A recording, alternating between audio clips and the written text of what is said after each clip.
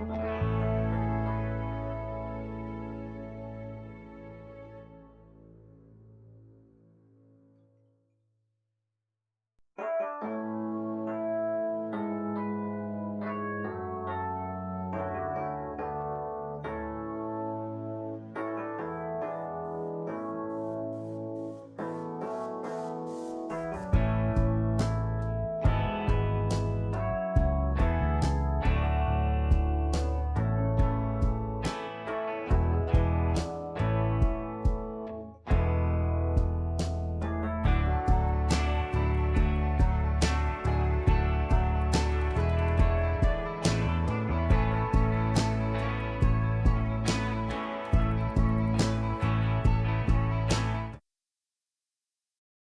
everybody, how you doing? I'm Paps, a Rising VTuber and artist, and today we are going to be doing some more work on...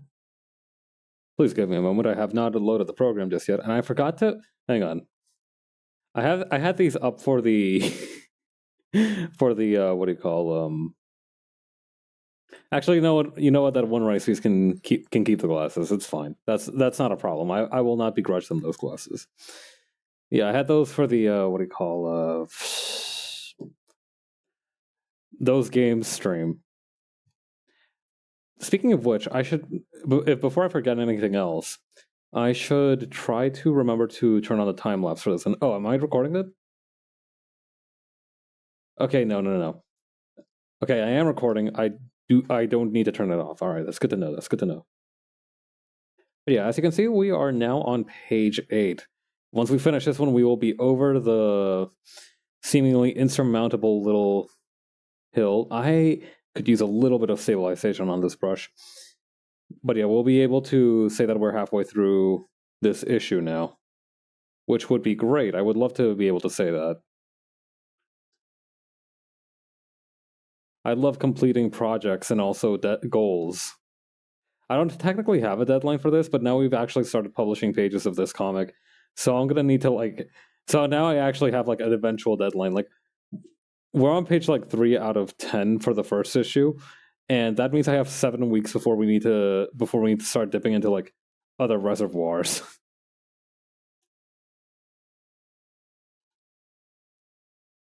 So yeah, not an insane amount of time, but I should be fine, probably. Something is up with this. Oh, I see. Hang on. Yeah, there we go. That's much better.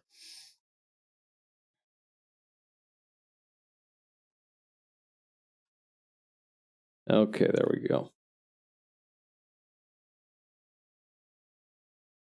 Yeah, actually, this is kind of a funny story. So Horatio's cane here is based on a... Oh, fuck. Hang on. I need to rework the hand here because I actually changed the design of the cane a little bit. That's fine, though. I'll just need to move this thing up a little bit a ways, and this thing will have to be out of visual field.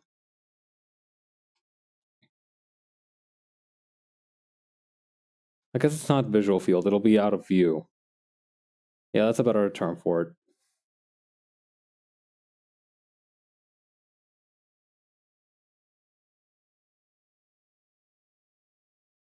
This needs to be a little bit longer.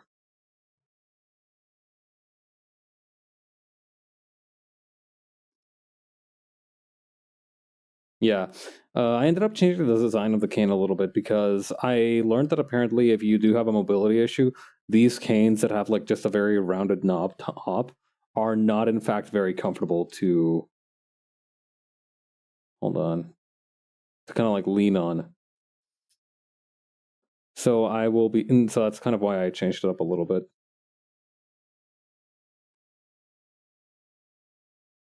It's a cool thing the final product page is officially posted, right? Ravs is doing a great job with the lettering. Very proud of him. Apparently he tried to use Inkscape for some of this stuff, and my sympathies to him, because I tried using Inkscape at one point, and it just scared me. Same thing with GIMP. I don't know, I'm not built for the... I'm not built for, freeware program streets, you know? I'm not built for all freeware programs. Fire Alpaca, I will fuck with Fire Alpaca all day long. But, that came out wrong. Anyway, I'm good at using freeware programs, but like something about stuff like Krita, GIMP, Inkscape, all kind of freaks me the fuck out. There's something sinister about those guys. But no, he's been doing a great job with them. I'm very proud of him.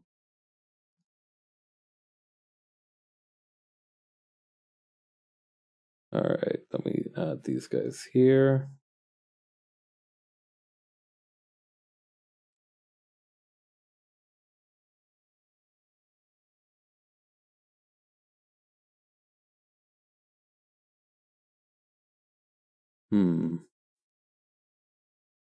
Okay, then this goes like bam, bam, bam, bam, bam.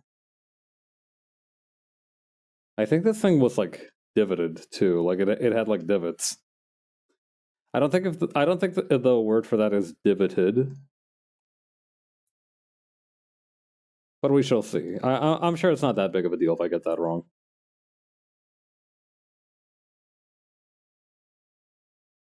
Every time I worry of whether I'm like using the right word. Oh, hey Cypress, how you doing? Welcome. Good work on Paper Mario today. Great stream. Apologies if I've asked this before, but what games coming out this year are you looking forwards to? I'm probably not gonna play it, but fucking Infinite Wealth I was looking forward to. I'm really glad that that's out. It's mostly for stuff that is like on behalf of other people that I'm excited for, because I don't usually like look forward to any new particular games. Called it. I have been fated to play Yakuza 0 now. Like the people have spoken, and now I do have to play Yakuza 0, I believe. I forgot to make a post for that announcing it officially, but I will. That is something that is now on the docket. I am going to say that originally I did think of trying to make this year the year of the Yakuza and just trying to like marathon play everything so that I could eventually get to Yakuza 8 by the end of the year. But that is like 80 plus, that is like easily 30 plus hours of content per game. And there are like at least 8 games to go through. Like I would have to go through the normal Yakuza series, then I would have to play Like a Dragon, and then I would also have to play The Man Who Erased His Name. And I don't think even if I wasn't streaming it, that would be feasible. Even Kiwami wants you to play 0. Yeah, because now they've switched up the combat style. Every Yakuza game is 80 to 100 hours, depending on how much side content you do.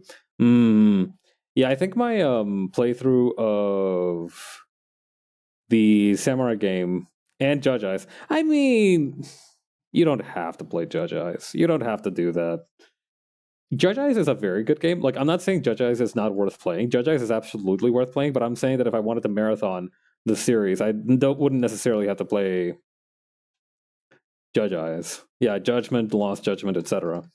I saw some footage of Lost Judgment. I really like Lost Judgment's combat style because it's much more heavily leaning on like stuff like kung fu rather than just street brawling, and I'm a big sucker for that. I'm a known mark for Chinese martial arts.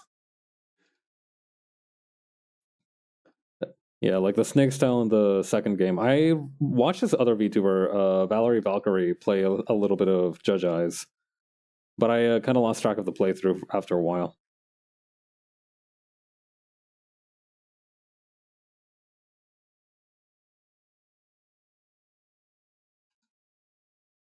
But yeah, I remember that for Ishin, Yakuza Ishin, or Like a Dragon Ishin, however you want to say it, I ended up clocking in around like, I want to say 10, 12 streams.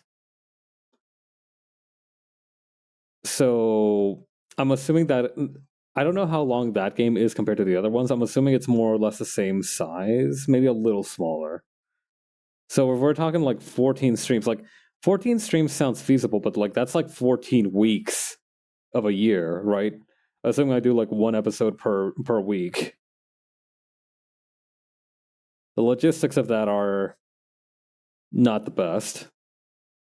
Conditions are unfavorable, is what I'm saying. Paps underscore art found passed out on floor hallway through the franchise. Yeah.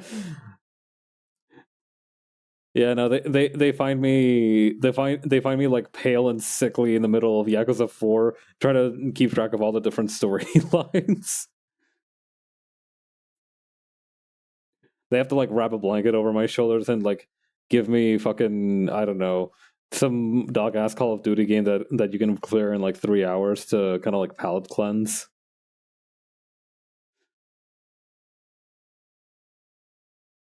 Or I guess like the polar opposite of like a Yakuza game would probably be like an itch.io RPG that you can clear in like 3 hours or in like 30 minutes. I mean, for like the normal Yakuza, the earlier Yakuza games, the later mainline games are all RPGs. I understand.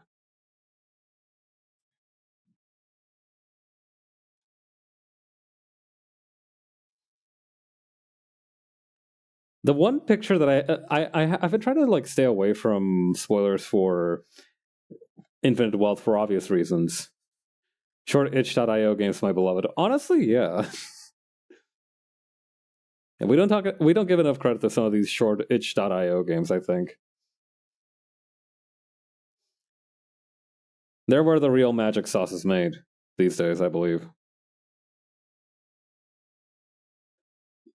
I feel like I should elaborate on what I mean by magic sauce.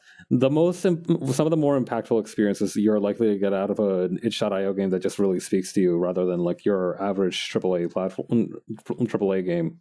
Yeah, great place to explore new ideas. Exactly. That's way better than what I was saying. That's a much better way of saying what I was trying to say, which is yeah, it's a great place to explore new ideas.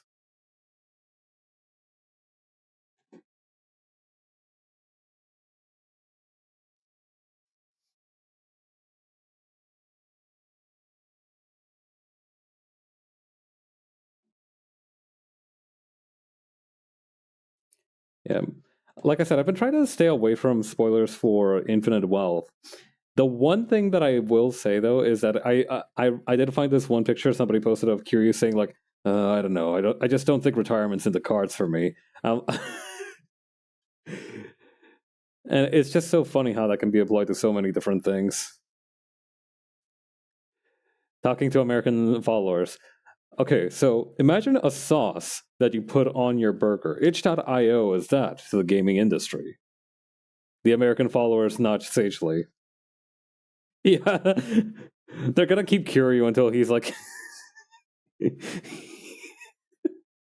Kiryu's just gonna stay until he looks like that one dehydrated alien corpse from Mexico.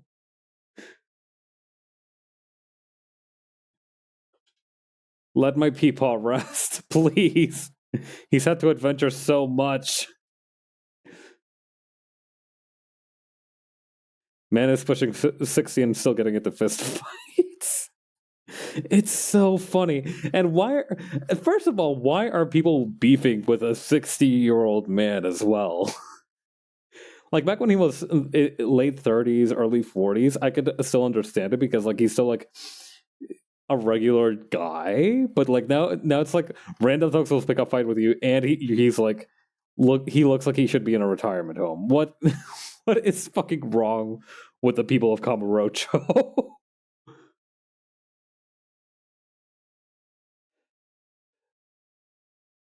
You know, God, they Kamurocho's fucking crime families are like waiting with bated breath the day that this guy finally kicks the bucket, because that's the day that their underlings will finally stop randomly getting assaulted in the streets.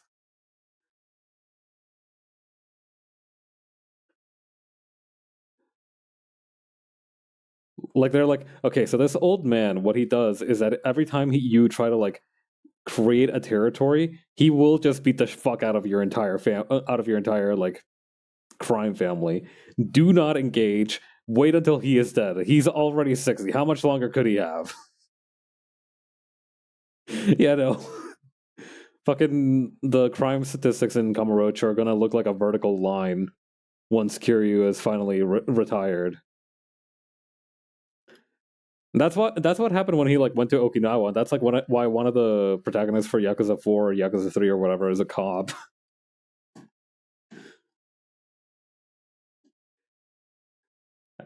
After Kiryu's done their job so many years for them, they finally have to fucking do something.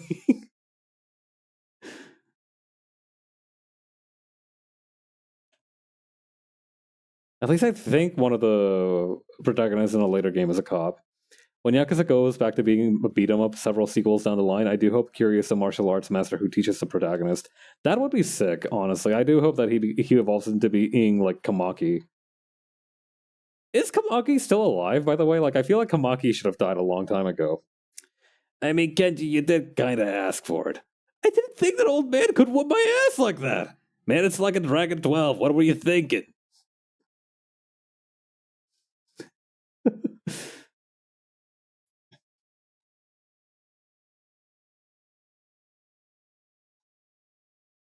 God. I like to imagine that all the different like thugs in Kamurocho, at least the well-to-do ones, have like a list and have like this wall corkboard in their hideouts that just has a picture of the random people of interest in Kamurocho. And like one day, one of them gets back limping, and he just has to put up a picture of Ichiban.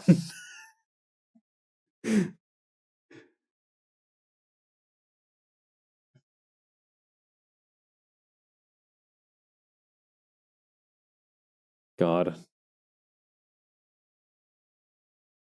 you really have to be built different to do business in Kamurocho, because where else do you have like the random chance of not only getting jumped jumped by like some random fuck ass delinquent, but also at the same time having the chance of getting saved by a huge, built like a brick shithouse old guy in his middle ages who, for whatever reason, has decided to become like the local protector of this place. Yakuza is such an unbeatable series. Yeah, no. Listen, I get that like Ichiban is actually a pretty competent protagonist in a lot of cases, but if I got into a fight with Ichiban and lost, Ichiban I feel is like not a guy you want to be known for having lost a fight to. Is the thing. Like if you get your ass whooped by Kiri, you're like, all right, well, that's like getting your ass beat by Batman, right? Like that's like no matter what you do, you were probably not going to come out on top of that. So you get props for it whether you win or you lose. If you get your ass kicked by Ichiban, that's like losing to like a child who makes airplane noises when he holds out his arms. You know, it's like it's a little embarrassing, I feel.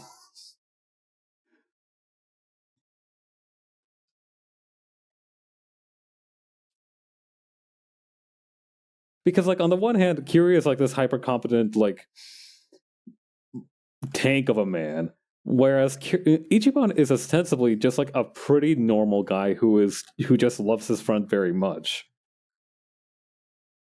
Right? And it's to the point where you're like, "Oh man, am I the bad guy for fighting this guy?"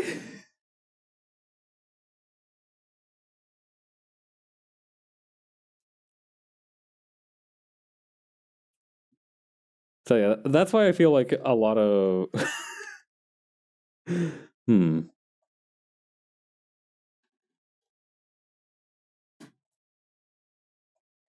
I don't know. Maybe that's how Ichiban ended up in Hawaii in the first place. He was like he fought a bunch of gangsters one time and was like, "Hey, no, come on! I'm just a little guy. I'm just a little guy. I'm just a little birthday boy, and it's my birthday. I'm a little birthday boy."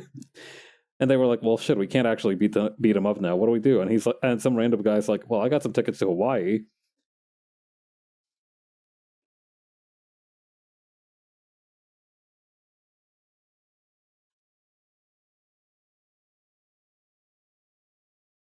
Something about this doesn't seem right.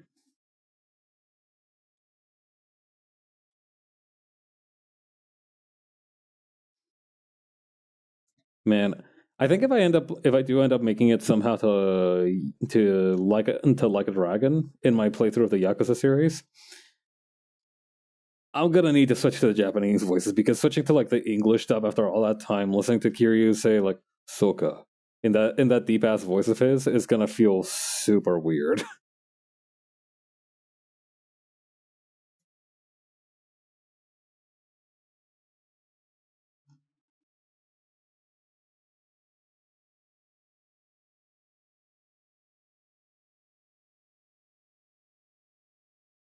I remember seeing a playthrough of the original Judge Eyes / Judgment, and the guy in that playthrough used the what do you call the Japanese dub, and now whenever I hear Yagami's English voice or Kaito's English voice, I'm like, that's not my guy. Who are you? For fighting games, it's kind of the opposite. I can't. I get distracted hearing the original dub voices rather than the English dub voices.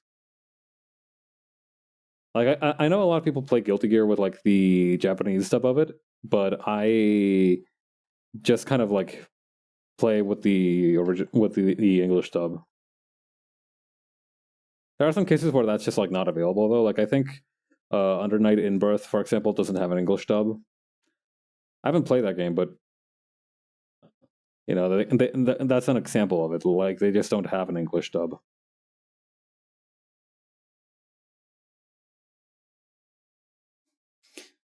I remember there was this one Twitter meme of what if Breaking Bad was like a dubbed anime, and it was like that one scene of like Jesse talking to a bunch of scientists in a meth lab, and he will, you know, the lip syncs were really bad, and it was just a bunch of nonsense coming out of Jesse's mouth, and I'm like, oh man.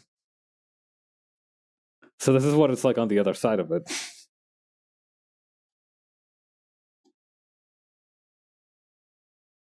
I don't know. I don't think I've experienced that many bad dubs, you know? I prefer subtitles myself, but a good dub every now and again is definitely appreciated.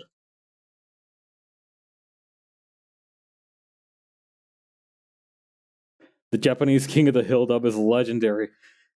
Oh my god, that must be insane.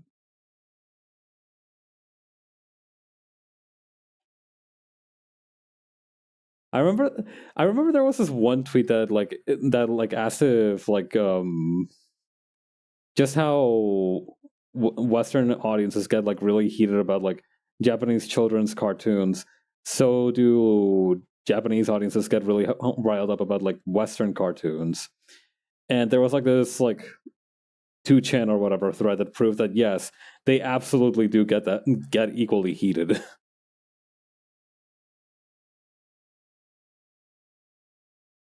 God.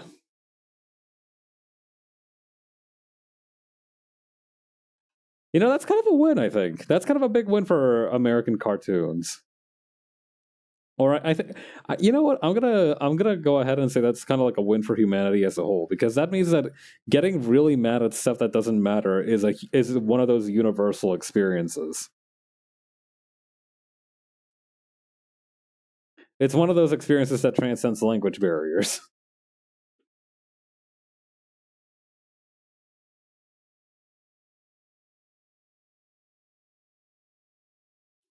Your rage about that children's cartoon has been internationally validated. Oh my god. The Steven Universe discourse in Japanese must have gone insane. Oh my god. I kind of want to see it.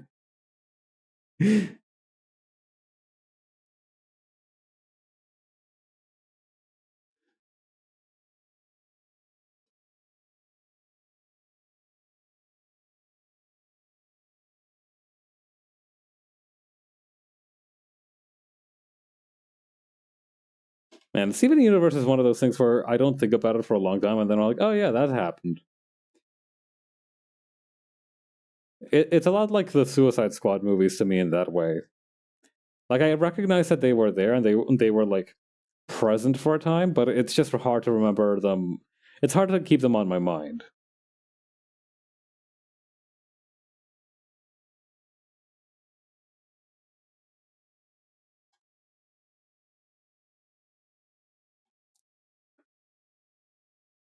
I'll think about it. Yeah, I should rewatch it and then don't. That reminds me, I do still have a bunch of Adventure Time episodes that I should watch through.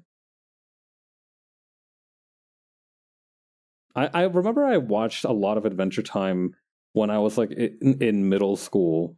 I ended up watching like a large chunk of it, and then I just I ran out of episodes to binge watch, so that kind of like killed that run. But now that it's finished, I should be able to access it some way somehow.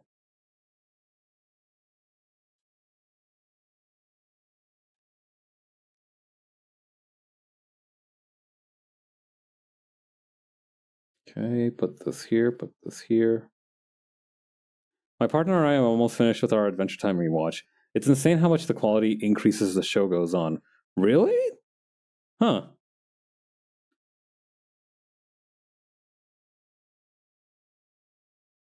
Maybe I'll be able to appreciate that a little bit better now that I'm an older person. Because as a middle schooler, I was just like watching this and the show, and I was like, wow, I have no opinion whatsoever on this. It's been really fun. It's not a rewatch for me, and yeah, it's wild. The one episode I will never fucking forget of Adventure Time is the one where they fucking go inside of that beast's stomach, and there's a bunch of bears having a rave in there. What inspired that episode? Who thought that was like a normal thing to like? It's an Adventure Time as Adventure Time episode.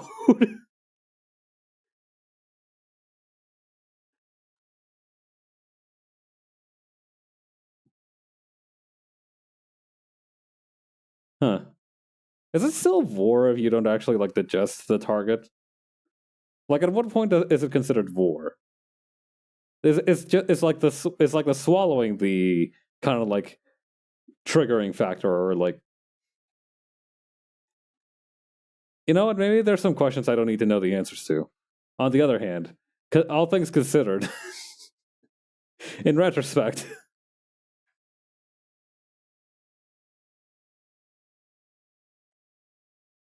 I've seen all of Adventure Time before, and I prepped the 400 plus episodes and skipped some of them for our rewatch. Yeah. I feel like not enough people appreciate the fact that you can just skip shit in a watch along. Like, I remember when V did the Common Rider Black watch along, she very purposefully just left in the episodes that have some shit happening in them that was relevant to like the overall plot. And I think it really helped the experience.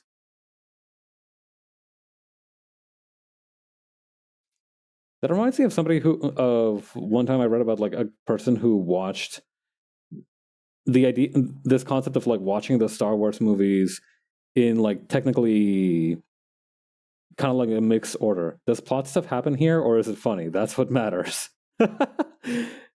That's yeah. I feel like the second one is like the more important one,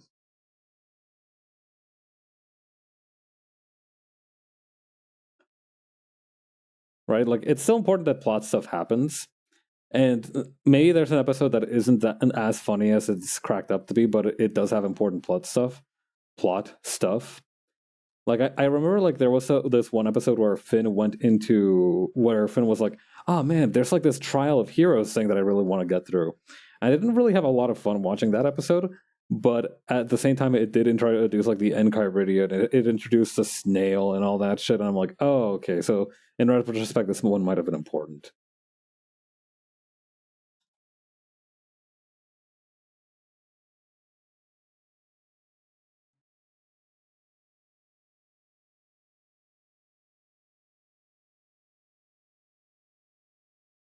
I think the most recent series that I've managed to like watch from beginning to end the last series that I've binge watched is probably Megalobox, and I'm really happy that I did do that. Megalobox is one of those series where like you'll either be completely bought in by the concept, or you're not gonna enjoy the time with it at all. I feel because like the idea there's like, okay, so there's this guy who is in a robot boxing tournament, and his whole thing is that he tries to outbox the robot boxers by not wearing a robot boxing armor suit, and you're either like, fuck yeah, I want to see this happening, or you're like, fuck yeah, I want to see how they interpret tomorrow's Joe into like a modern context, or else you're just like, okay, should I watch that? TBH, that's a boxing anime with robot fists. Yeah, that's the thing. I was a little bit disappointed at first because the whole thing of the robot boxing anime is that like the main protagonist doesn't box with robots, doesn't like use the robot boxing equipment, and I feel like that was a big miss. But it is a very good adaptation of Tomorrow's Joe. I do think that that's a good part of it. Is it as hype as Ippo? I can't in good faith make that claim because I have not watched Ippo. Now there's something I should binge watch. Hmm.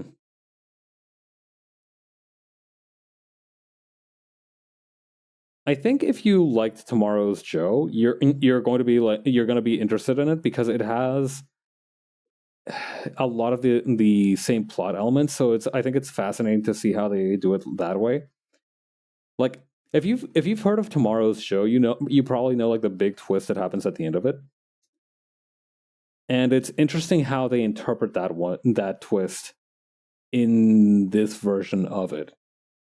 Like that's like where most of the tension comes from is just knowing the original plot line of Tomorrow's Show and being like, okay, how does that translate?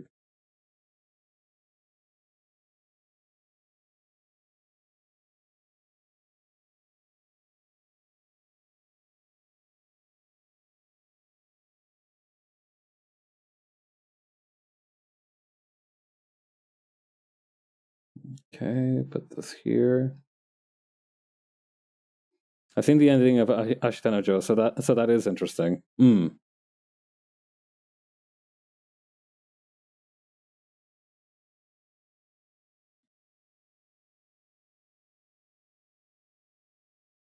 I really got to tap into Epo at one point. I feel like I would really really enjoy it, and I don't know why I'm still like hesitating. Probably the time sink of it. I still have to finish reading through Dungeon Meshi for the first time, which feels appropriate now that the anime is finally underway. Imagine getting hit on so hard that even if you did win the fight, you started aging rapidly after the match. Yep.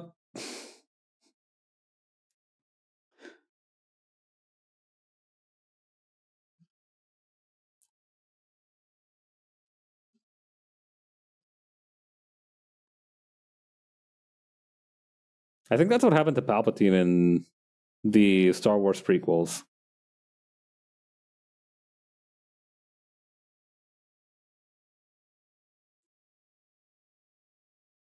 Let's see. Every time I remember Palpatine, I also just remember the fucking that one War the Kids animation of Palpatine falling down the chute at the end of the something or other Jedi, the Return of the Jedi.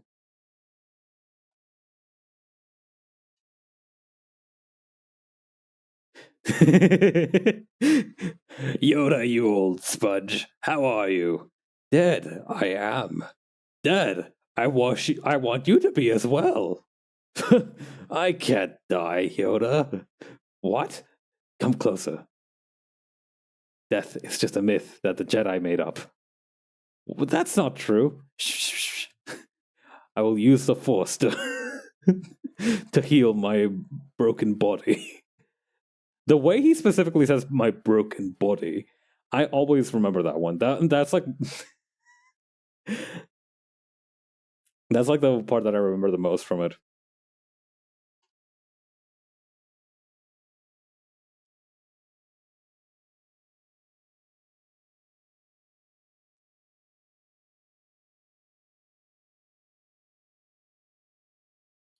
Wait, no, I don't think I don't think it's just a broken body one. I think it's also when he's like a chair and it's perfectly sized for my little body.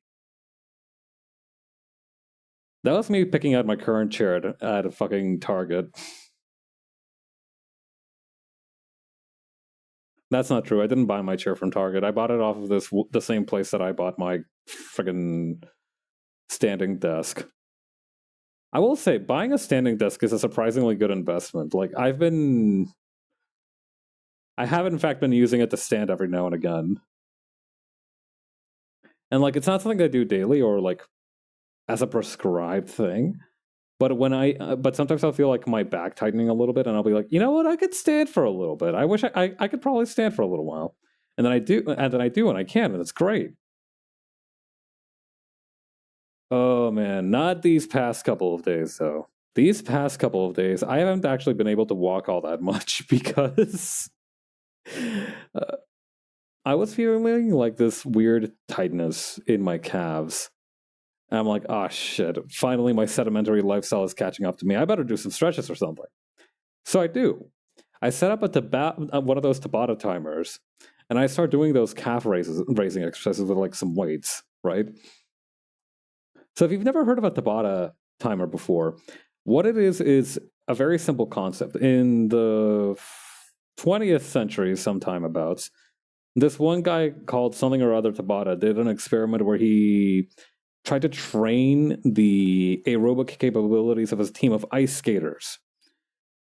He wanted to see what was better, a small amount of strain over a long period of time or a large amount of strain over a short period of time. He wanted to see like what would be the most efficient workout method to improve aerobic capability. And the results from that experiment resulted in the Tabata circuit training method, where for 20 seconds you basically work your ass off, right?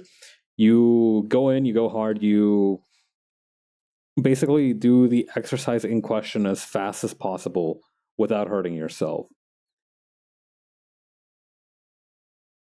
I should make this dog's head sunglasses wrap around. Anyway, you work your ass off for 20 seconds, rest for 10 seconds, and then you go do more work for 20 seconds. And that is how you do a Tabata timer. And it's useful. I like using those because it's just a very short amount of time. It's a very nice intense workout, so I don't need to, worry too much about it afterwards. You can squeeze it in at any point of the day, assuming you got that kind of energy and time. You got the right headspace for it. And so I did it with weights, and my calves were killing me these past couple of days. I felt like whenever I walked, I was about to fall down. Today it was a little less bad. I've been attacking that thing with like one of those like massage guns and those menthol creams and what have you. The menthol cremes or what have you. And that worked great, but it still doesn't change the fact that for a solid 2 days I was that guy from SpongeBob that goes like, my leg.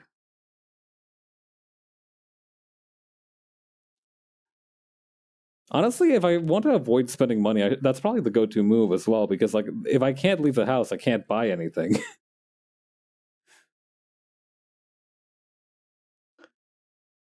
I will remove that temptation by just like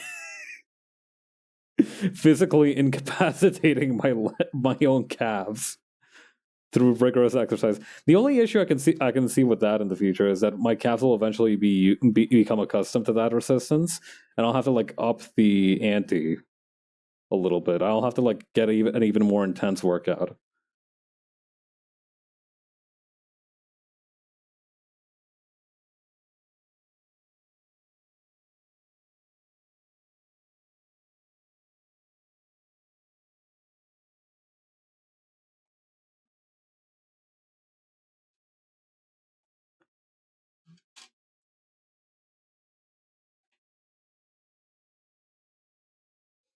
Man, I'm really glad I made this dog kind of cunty.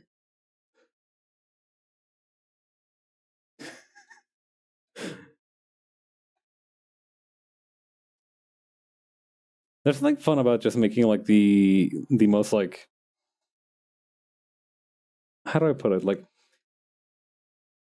making a character that looks like they belong on a runway can be a lot of fun.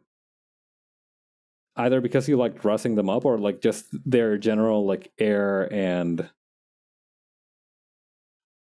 presence.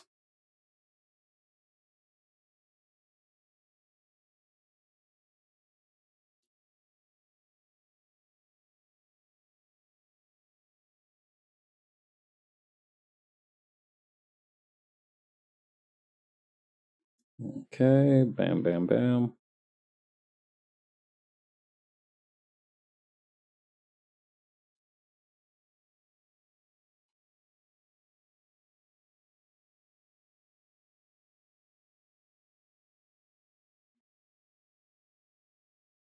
I feel like this mouth flap needs to go a little bit closer to here, and this one needs to go a little bit further in. Yeah, that's a little better.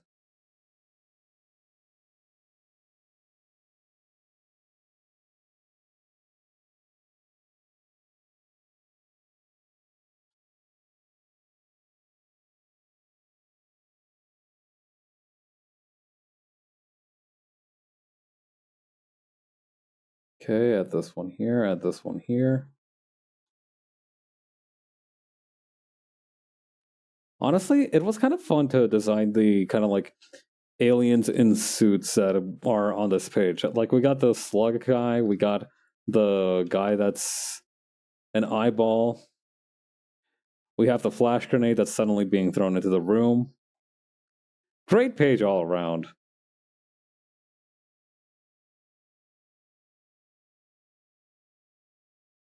Yeah, how's that for closing out a meeting? when instead of ending like a meeting the normal way, just being like, all right, if nobody else has any questions, we can stop here for today. Once you're done talking, you just throw a flash grenade, and that's everybody's cue to break for lunch.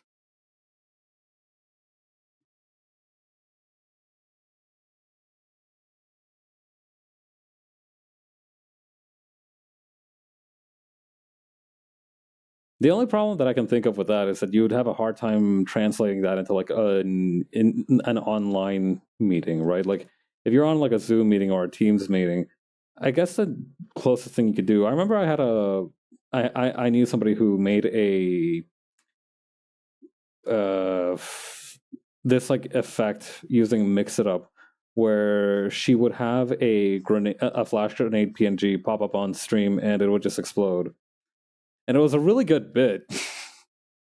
So I reckon something similar can be done for Teams meetings and Zoom.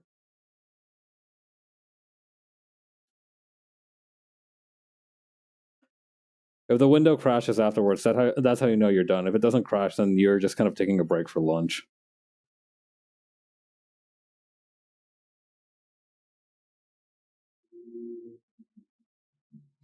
Just have your camera show pure white for a bit.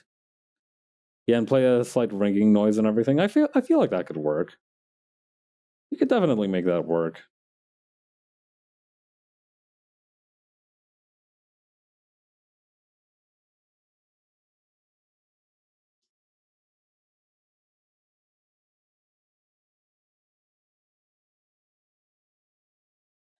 This needs to be a little further up into the side.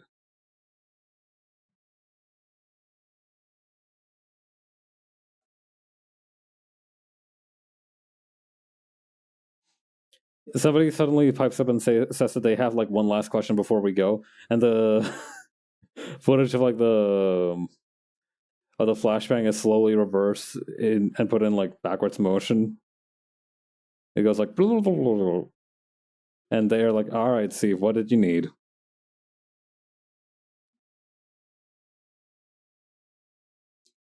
You know how like in English, whenever we have like a random situation that we're just like bullshitting up for fun, we use names like Bob, Steve, Alice, stuff like that, or Jerry and shit like that. Do other countries have similar names that are just used as placeholder names? I know, like in Spanish, it would be like Juan. It would be like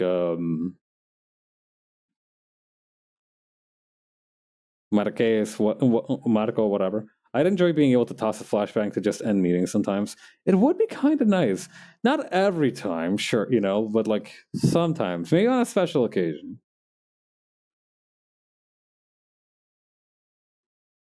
Maybe in like one of those special conferences, they're allowed to throw like a ceremonial flashbang.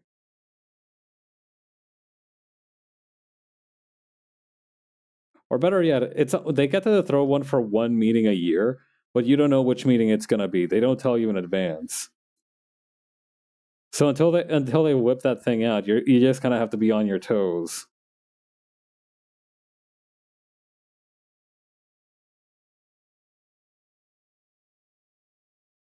I feel like that'll be a good way to make people pay attention.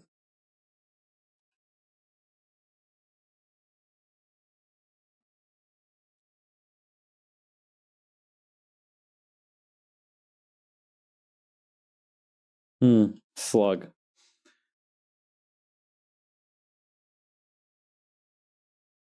Okay. Up.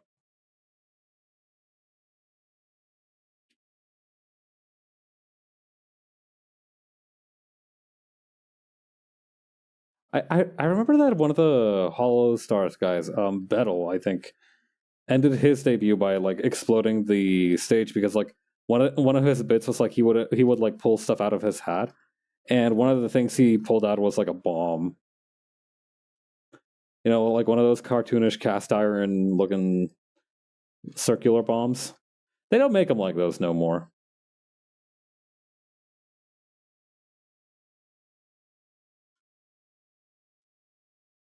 Okay, put this here.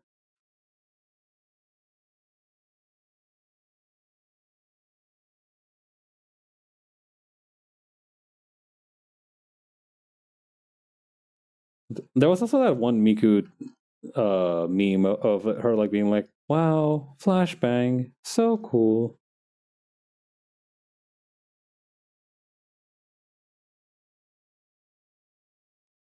When people make like pictures of Miku doing something and then somebody like dubs it over with like actual Miku tuning, that's good stuff.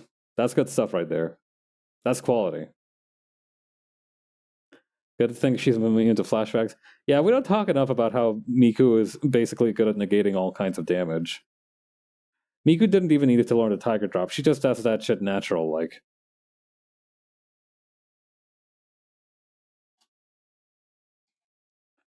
Unfortunately, I do think Kiryu would lose to Miku in a one-on-one duel.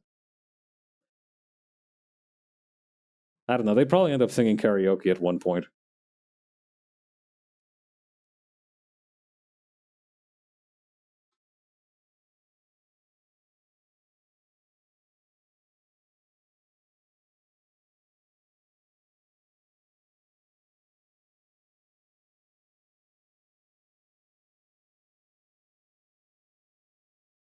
Okay, put this here.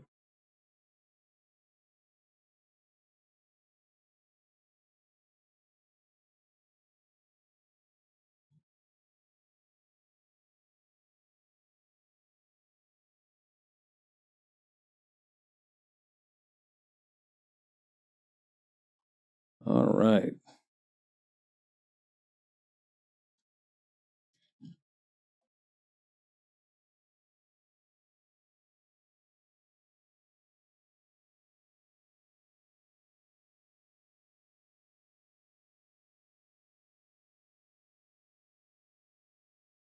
I kind of wanted to do a little bit of like patchwork here to kind of like emphasize the fact that this hand isn't like isn't their actual limb. It's like some kind of wacky inflatable tube.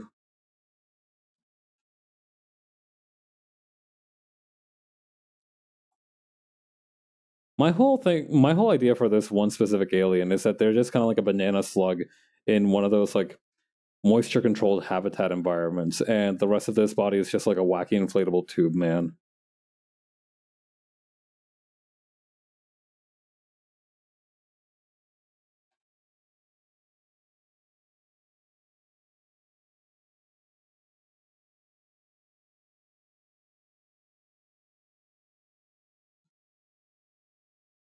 What if you were like a space slug who had a controlled environment suit, and a bunch of other space slugs were beating the shit out of you, and one of them says, "Take him out of the jar."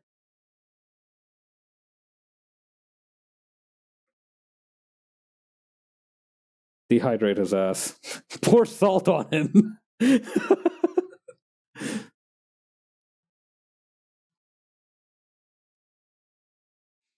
God.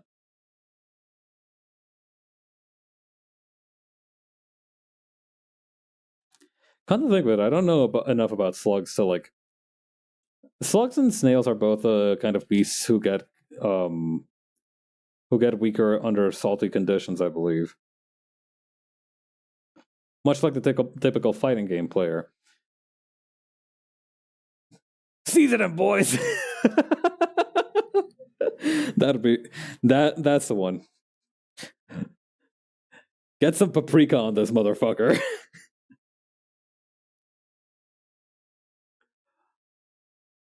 I want this jabroni peppered.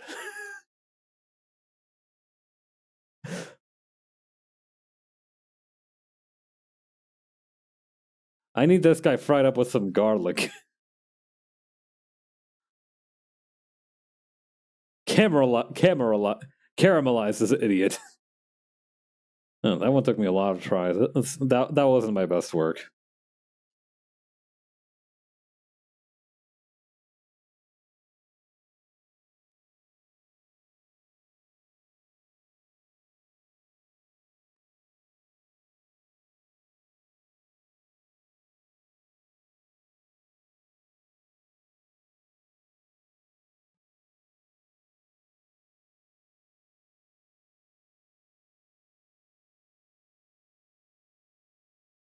I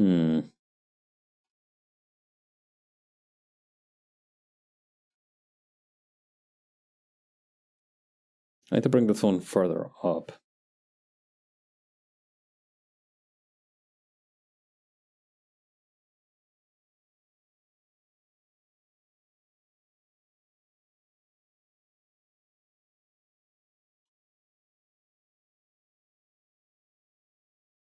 It's crazy to think that some business meetings probably have taken place inside of like a random tent, huh?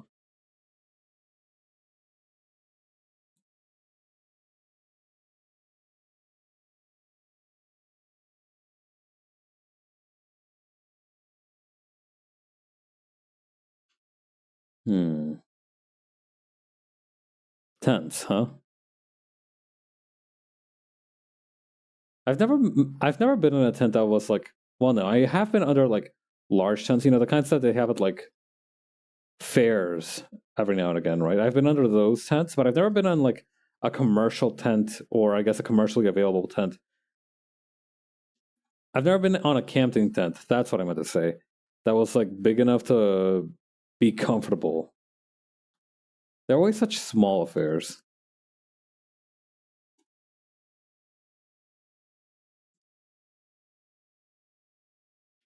Which I guess is fair, right? Because like you don't get a tent in order to have like the most space. You get it to have something to have a roof over your head in case of like needing to stay outside. Instead of concrete shoes or in similar inhumane methods, you take a slug and turn it into turon, form pH, right from Philippines, wrapped, fried, and caramelized. Let me Google this thing. Banana snack. Ooh. Yo, these look kind of fine though.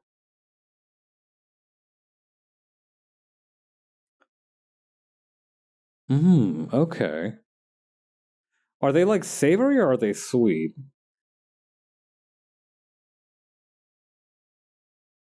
Because these being kind of with a little bit of dusted sugar, may not if you're in them. They're sweet. Because these with a little bit of dusted sugar and some coffee would kind of be incredible.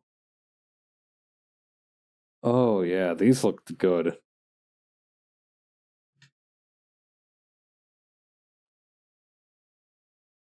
But yeah, no, a slug probably wouldn't enjoy being turned into one of those. I don't think.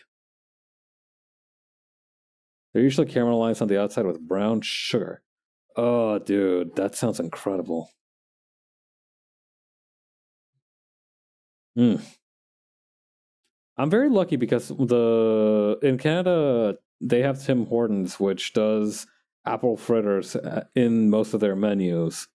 They have those as just a donut you can purchase. So I remember my usual order was like a bagel with cream cheese and a what do you call it?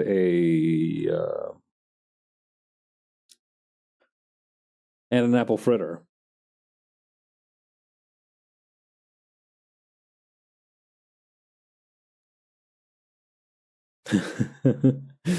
God, I will never. I am very scared of making fried food, Not just because of like the oil that can burn you, but also because of the fact that the one time I tried to make like banana fritters, it was such a dumb fucking thing. I think I've told the story a couple of times on stream, but I the where things went wrong first is the flour that I used. This was during the very beginning of the. I somehow have not partaken in a donut used as a bread for a sandwich. I think that's not a bad thing.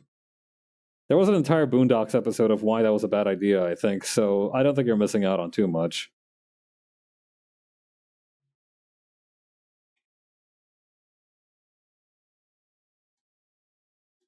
I don't know. Sweet toppings, slightly controversial opinion. I'm not sure everyone will agree. I'm not the biggest fan of like adding sweet stuff or like deliberately choosing to have sweet stuff in my savory stuff. Like I will eat it if it's in there, right? Like pineapple pizza, sure. Uh, Raisins in fried rice, that works fine. I've had biryani with raisins in it, and it's pretty great. But like adding that kind of stuff to it is just something that I am incapable of doing. I'm very scared of like ruining it somehow, in like my own cooking.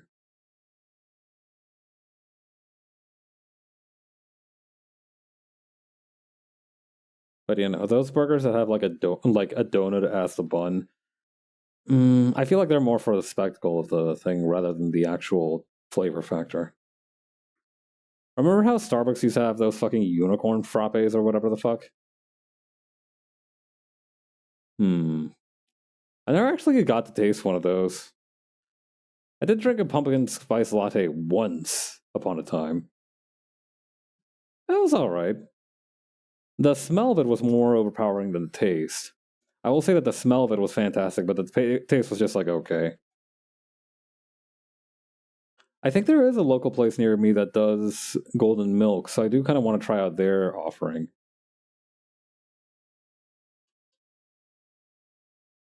Golden milk's so good. I sometimes like to chase the sweet with the savory. I guess I'm not into lingering sweetness in my mouth all the time. I could feel that. I could feel that.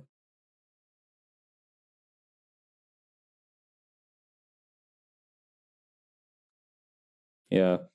Now, after eating anything that's too salty or too savory, I tend to gulp down water like a champion.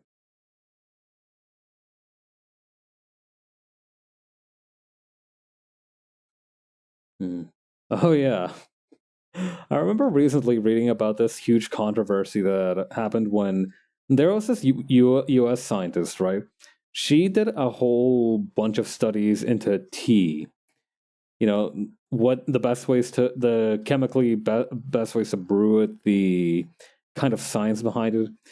And she found that apparently you can get a better, it helps a lot if when you make tea, you sprinkle just a little bit, not very much, but a little bit of salt in there. Because apparently when you like stimulate your salt taste receptors, you stop being able to taste bitterness as easily. So what happens after that is that you can actually taste the tea. I imagine, right? I imagine that the consequence of that is that you can taste the actual flavors of the tea. The actual parts that set it apart, rather than like being overwhelmed by the tannins when you take a sip. This naturally made the British very angry. Yeah, no, they were not happy to hear about the idea that you would be able to put some salt in your tea. They were quite displeased at the concept.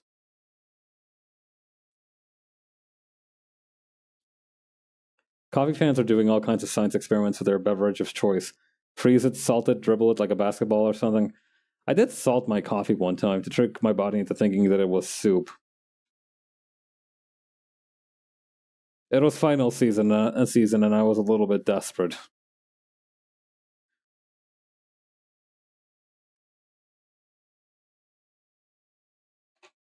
But yeah, no. The thing is, right? House of Soup, eh, not the best. Not the best, not the worst. Like definitely, it was not inedible, but I don't think I would recommend doing it just as a normal thing to do. Stick to sugar and creamer.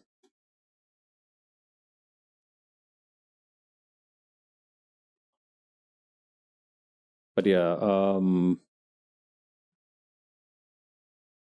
what was I saying? Oh yeah. Right. The other things that she's talked about was like preheating the pot that it was brewed in and everything.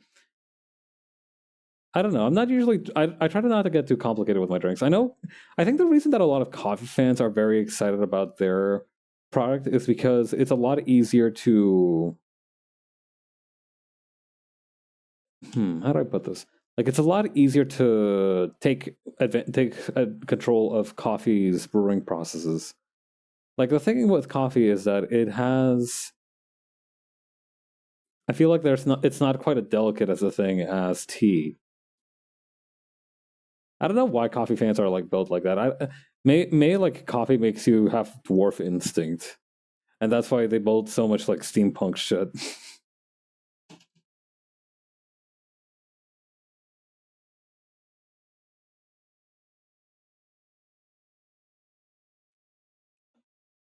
Dude, could you imagine if dwarves discovered coffee? Dwarven coffee must be insane.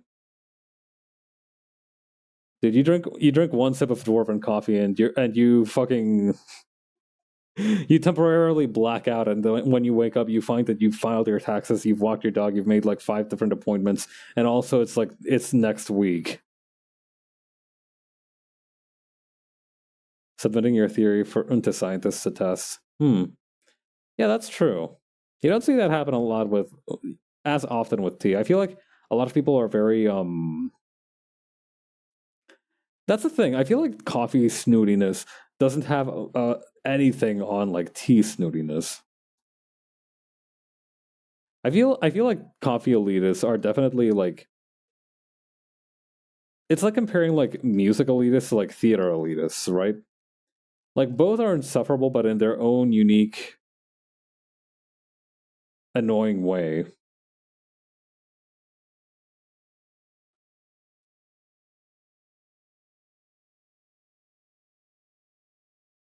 Like coffee enthusiasts will be like, oh, so you don't take your coffee black? I see then. Okay, so you just hate flavors, huh? You just despise being able to experience flavors and also savors. I see. Meanwhile, tea elitists will be like, my family has passed down this method of making tea for like the past 15 years. If you fuck up any part of it, I will personally beat you with hammers.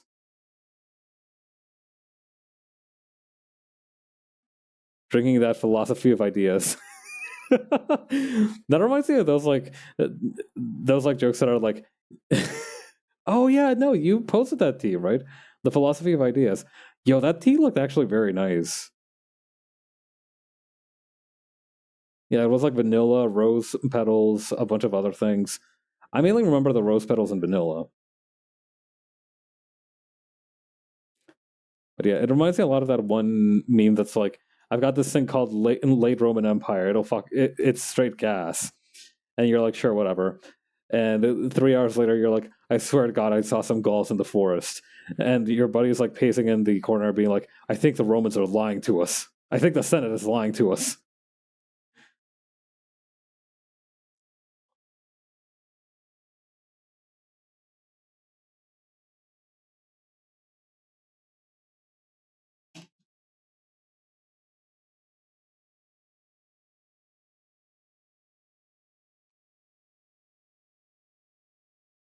What would that be for philosophy of ideas? You go to your local tea store, they're like, I got some straight gas for you. It's called philosophy of ideas. You've never had anything like this before, and you're like, yeah, sure, whatever. 3 hours later, you're in your room, hands clutched, being like, I swear to God, I thought, and therefore I am. I tried a vanilla Rooibos ice from that place, and it was good. I'm intrigued. Watch out, I may start talking about how the Senate is lying to us.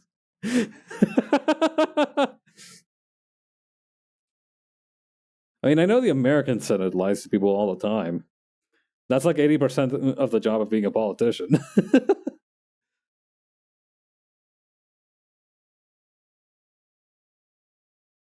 What was that one place I was like, I would make for a great politician? I have great hair and I love lying.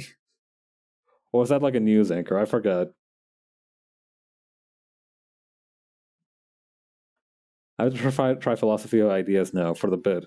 What if I become enlightened? Yo,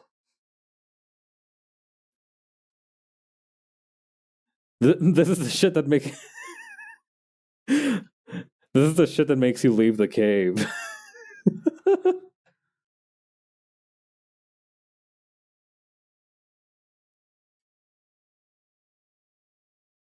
This is that shit that made the images treacherous.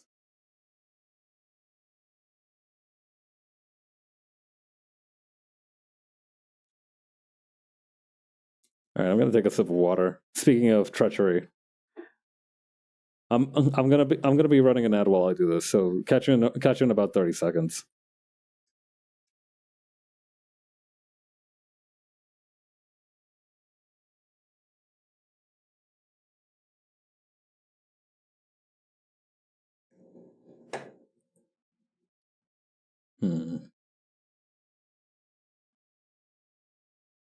I do wonder what the most pretentious thing I've ever drunk is. I remember one time I bought a thing of ginseng water. I think that might be it. That's probably like my kind of douchiest drink, is just sipping straight ginseng water. But yeah, Jupiter character arc TBH leaving the cave. Hashtag lore living in a hobbit hole looking bunker if it was less whimsical and wooden. Yeah. I mean, you could say that about a lot of different houses.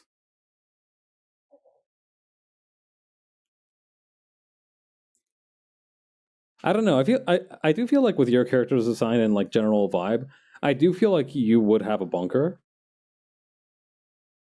I do feel like you're the kind of person who would be taken to reciting within a bunker of some manner.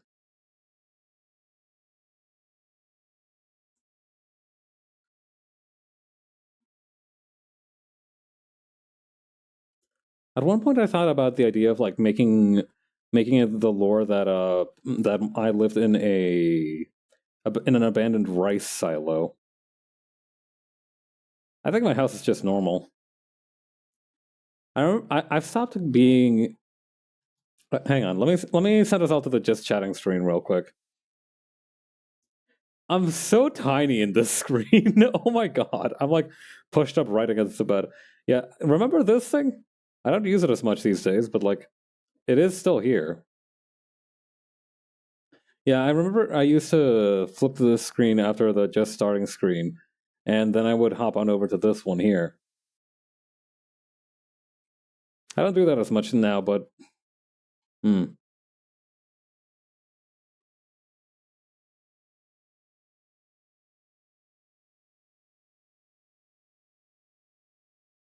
Has anybody checked on those motherfuckers that bought like an abandoned missile silo and turned it into a bunker? How are those people doing? Alternate universe path set was formed when a person got sucked into the rice silo and their soul became one with the rice.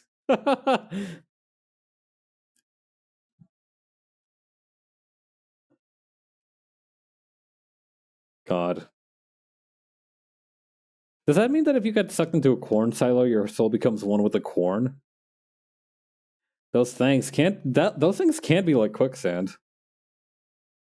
What if I had like a domain expansion and that was my domain expansion? Your ass goes into the rice silo. It's not even any like sorcery bullshit. Your ass just goes into the silo.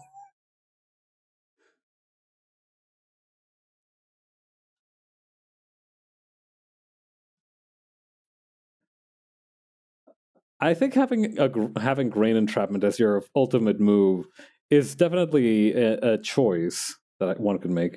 Achieving world domination first by taking over the U.S. by becoming corn. They put that in everything. That's true.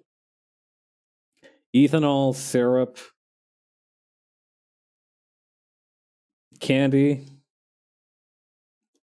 It's crazy the versatility of it. Thank you, early American cultures that cultivated corn for the gift of corn. You know what? It's been a while since I've had corn on the cob. It has been a hot minute since I've had some good corn on the cob.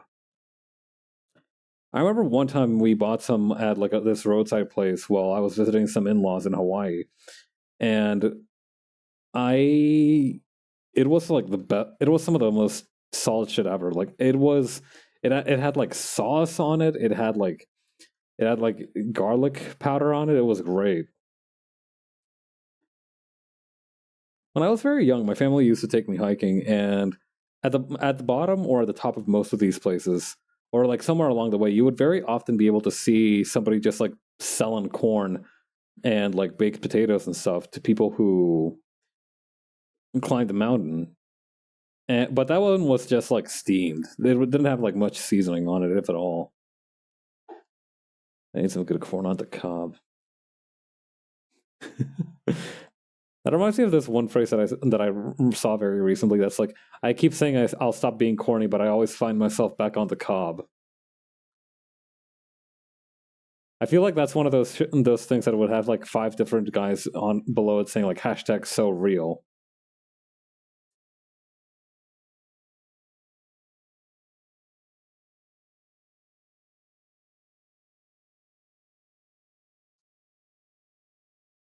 All right.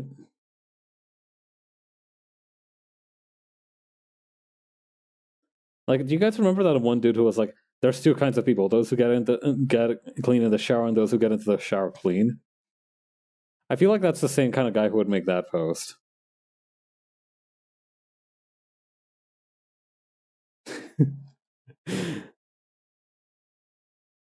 And then there's that one reaction where everybody's like, "And the crowd goes mild." Digging the character designs on this page. Thank you.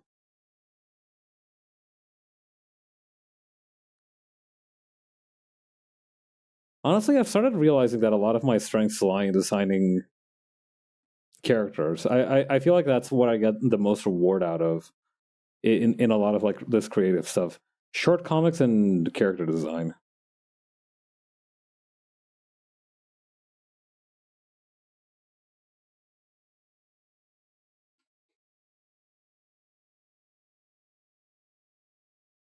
Okay, there we go.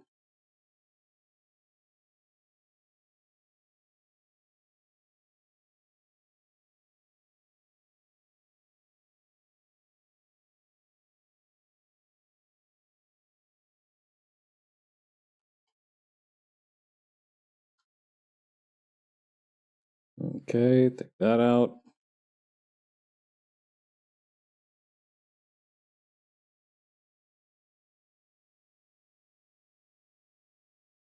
All right.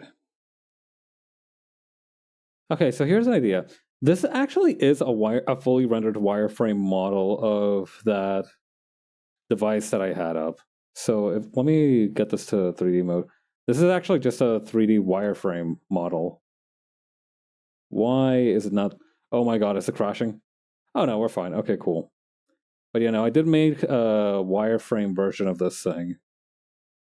It slows down the computer considerably. So what I was thinking is that maybe instead of having it right here, I could just like have an outline of the thing here, and then have the 3D model be on this panel somewhere down here. Because I really dig the 3D model. And having it be wireframe. So maybe on this page I will just kind of have this become a canon like this.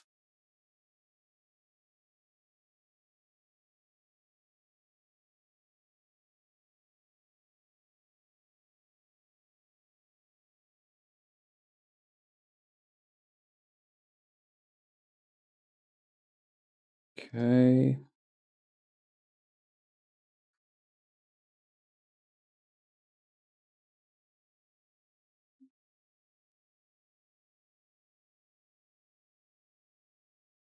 There we go.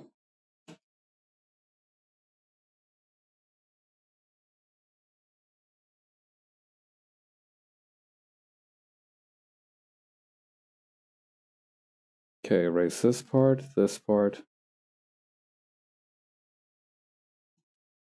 and this part here.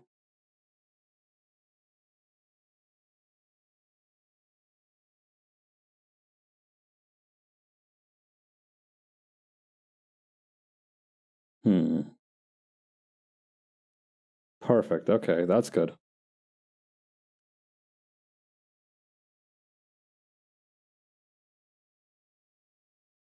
Okay, then we have this here.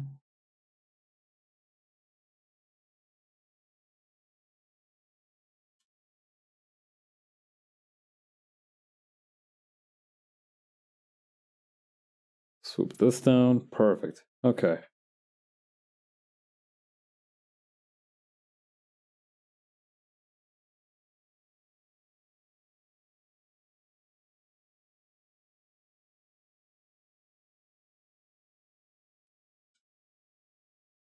All right, now we go back down and wrestle with this thing. Very, very carefully.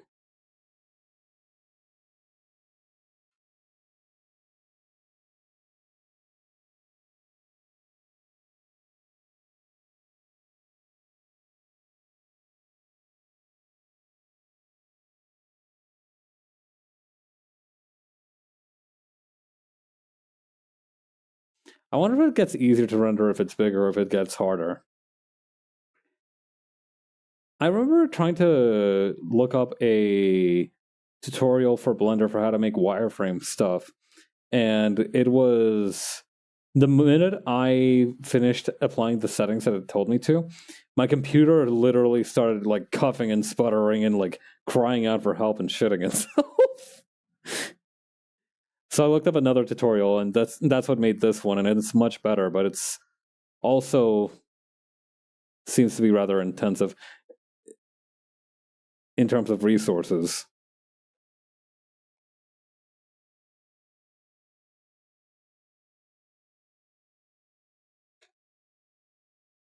All right, let's just move this one down a little bit like this.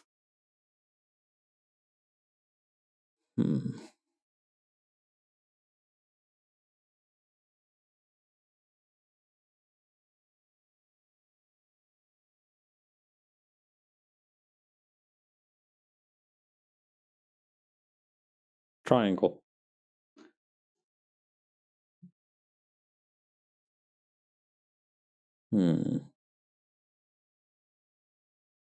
I wonder if going back to that thing with the salt and the tea. Do you think that'll work for other stuff that has like that's like heavy on the tannins, like wine? Do you think that it might work on wine?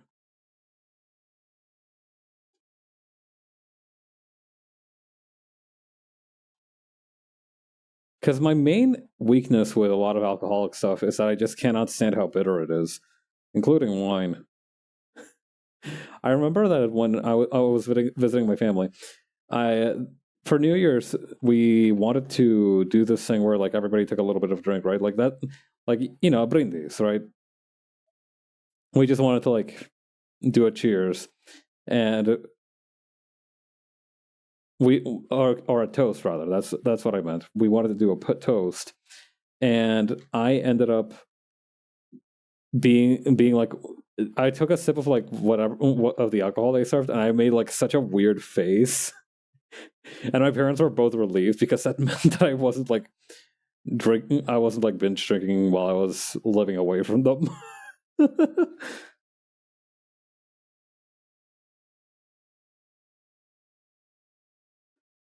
Yeah. I mean, it is convenient not being like an alcohol guy because I understand that alcohol is actually quite expensive as a beverage, or it can be at least.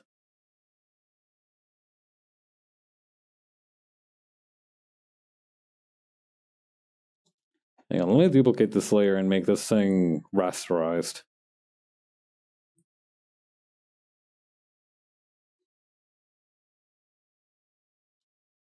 Grab this color too, set it to both of these.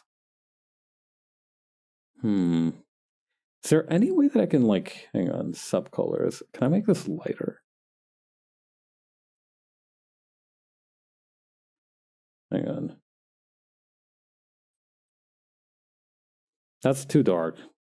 Become an alcohol guy, goes astray, and you become the kind of person that collects alcohol but doesn't drink. I feel like if I do become an alcohol guy, that's like the exact kind of alcohol guy I would become. I would have like I wouldn't have a bottle graveyard. I would have like a bottle daycare.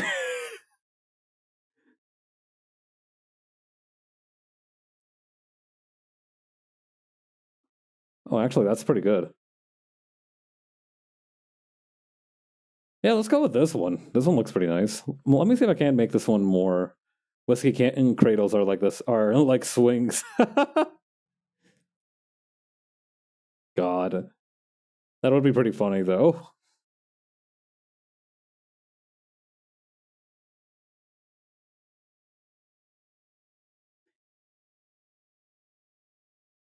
Hmm.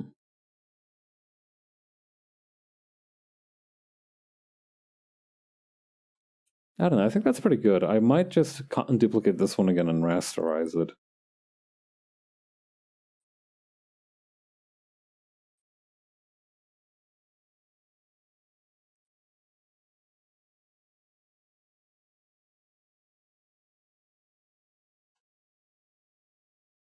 Your decoy is a big whiskey bottle with a hoodie and pants on, idly swinging. The assassin that's like coming to my home is like, huh, this guy's so busy having fun and playing and enjoying life on that stupid swing of his, he won't even see death coming.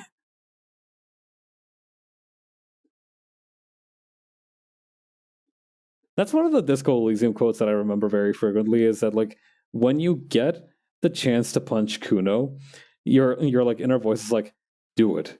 Hit him. He will not see death coming. I'm like, all right, first of all,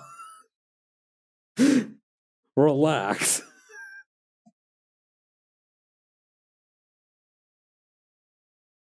Like, yeah, Kuno isn't exactly my favorite guy, but like this isn't like a life or death battle we're engaging in. And the best part is that after that you can still miss.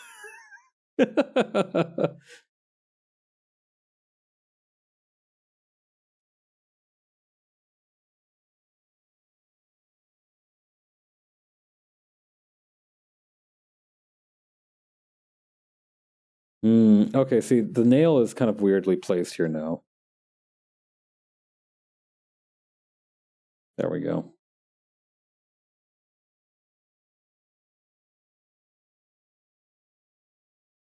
Man, it's gonna be really bad whenever I next play a game that has like an amnesiac main character because every single time I'll compare them to fucking Harrier Dubois.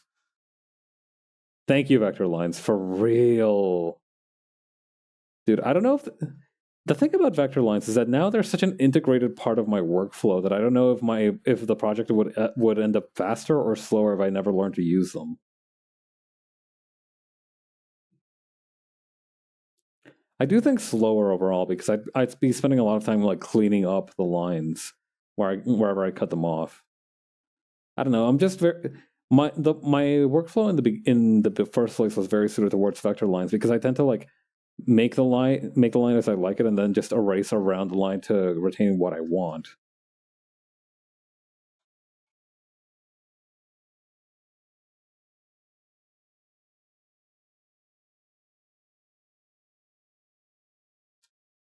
I'm the kind of guy that control sees a line until I get it right. Haha, yes. Move the individual points on the line. Yes. That was exactly the guy who implemented this feature when they were talking it up at Celsius. Hey Jim, don't you think our coworker Victor is kind of a pervert about vector lines and math? And like you see the guy like 3 inches away from the screen, his face just kind of like fogging up the display, just looking at a function that says line here with like a bunch of dots on it. And the other guy's like, I don't know what you mean. What do you mean?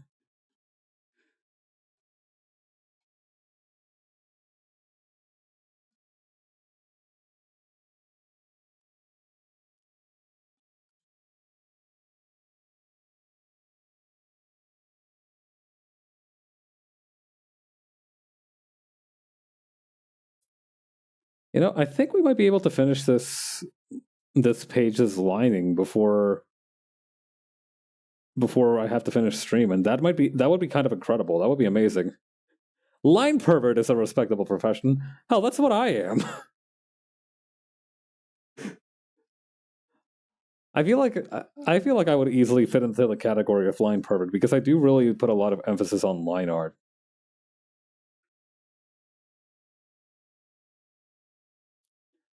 I am low-key a pervert about lines.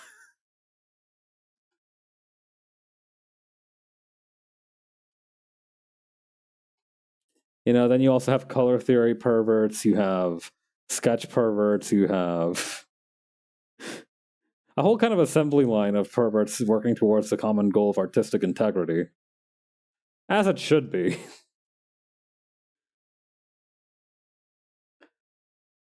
That's one thing generative AI will never have over us. A computer can generate perverted images, but a computer can't be a pervert. New Giga Sentai Squad in the mech!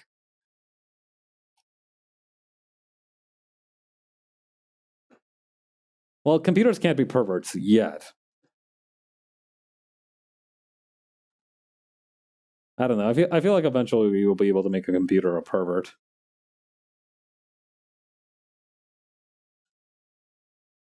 Like, computers already do perverted things, but they're not perverts,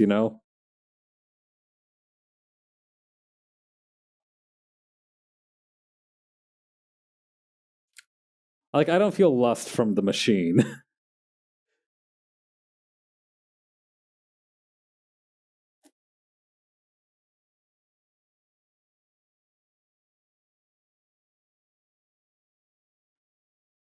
Akiba Ranger never knew what hit them when this Sentai Squad hit the scene.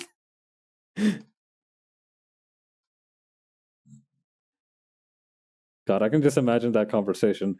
So, what exactly is you guys' deal? Oh, we're perverts. About artistic stuff specifically. What are you guys perverts about? Nothing. We just kind of dress up.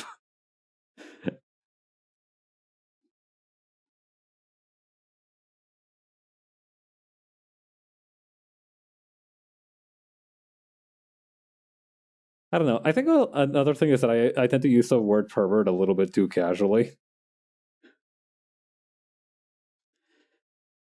I don't think that's much of a problem, though.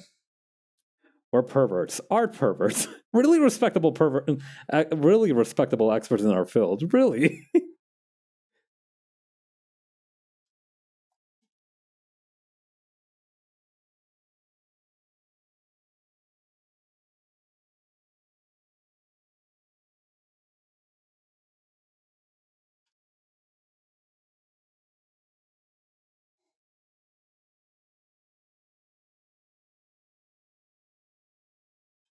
Hang on, I gotta center this guy's single 3 eyelashes a little bit better. There we go.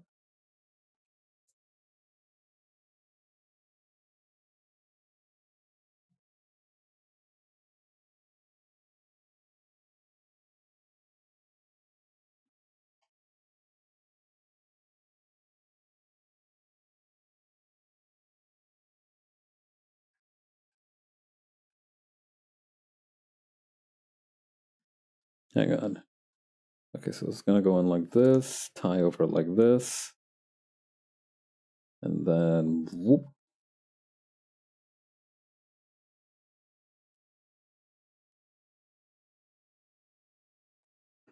That's something that I'm trying. I feel like that's something that Dungeon Meshi taught me is that if you like the best idea that you can have for a character is to make them some kind of pervert about something specific. Like, Marcial's kind of a pervert about magic. Laios is obviously a pervert about monsters. Senshi's a pervert about food.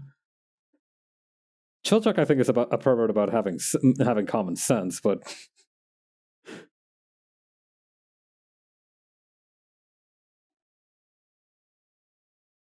I think maybe a better clarification is that the characters who drive the story forward need to be some manner of pervert.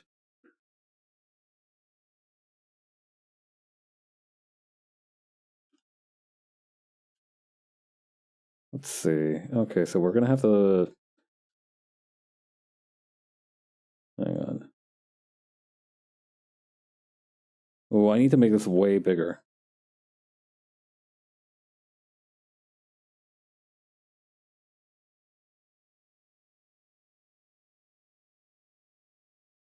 Okay, then we can close this part out, and then there we go.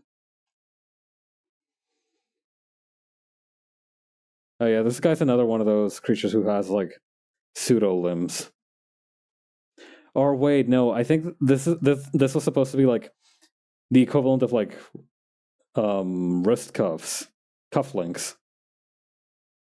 They have like these weird like I remember now putting on the resume that your experience with perverts, art, and storytelling comic artist.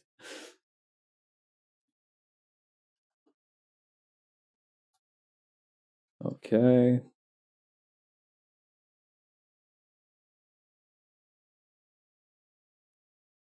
I remember what I wanted this guy to be about. I remember that like eyes are your eyes are have like their nerves crossed somewhere along the line for some reason. And so I wanted to have the that kind of cross part be in the fingers here. I don't know why I gave them two individual barbells, so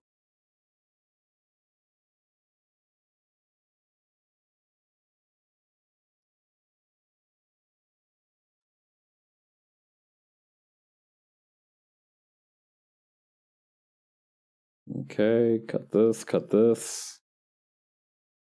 Maybe move this up just a tiny bit. There we go.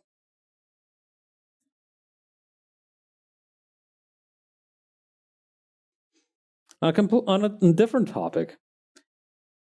Okay, so earlier we were talking about like different drinks, right?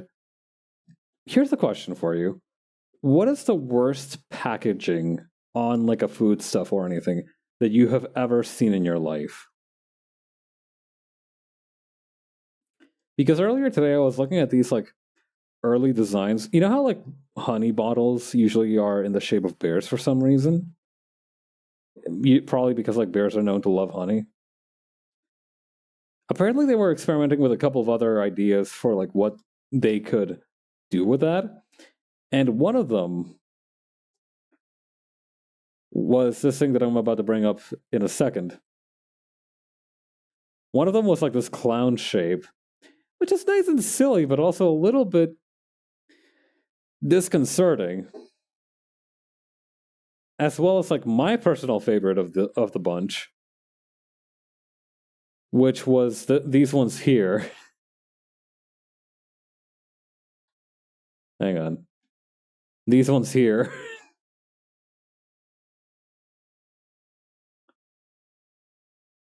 Real good, right?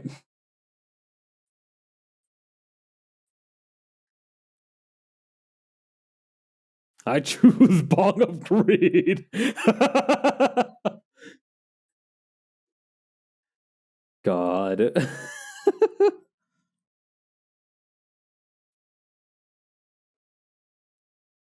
This thing do be looking like it's banned in tournament play at Yu-Gi-Oh! But yeah, no. Not great in terms of packaging. On the other hand, my favorite packaging is whenever I visit my family, we get to go to the Heb that's near their house, which is this kind of like grocery store chain. And the Heb near where we live has this selection of like locally brewed, yo, Duran, my beloved, has like this selection of like locally brewed ales and spirits and what have you. And what I love about visiting that section of the store is that it almost always has some like insane graphics on there. Maybe you should become a bottle pervert. I absolutely don't want to do that. I can't think of anything I want to become less. I'm sorry, but I cannot do that.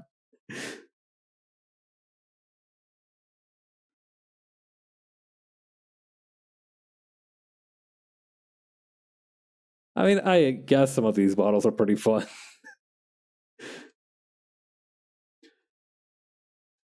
I don't know. I feel like when you start describing yourself as a bottle pervert, you need to start like trapping genies in them shits and stuff. You know, who was a real bottle pervert. That one guy from The Legend of Zelda: Ocarina of Time, who would like buy you the ghost that you trap in a bottle. What the fuck was that guy's deal?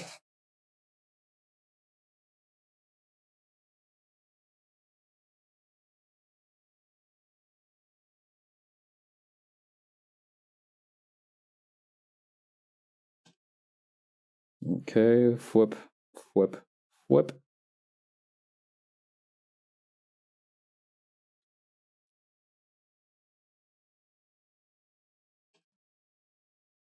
Okay.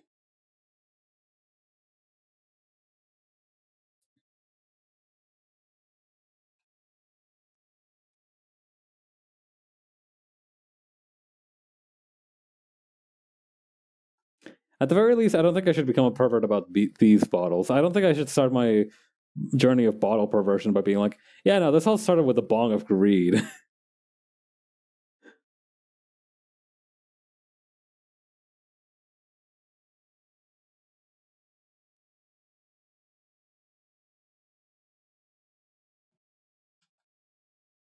You need to get your start with like a more respectable bottle, like like a Klein vial or something.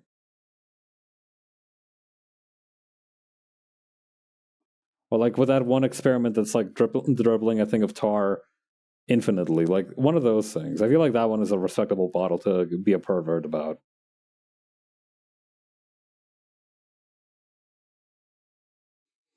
But yeah, my family sometimes goes to the hub when I visit them, and I get to look at the local ale selection, which has the most fun and creative packaging that I have ever seen. Like, genuinely, we need to get on their level.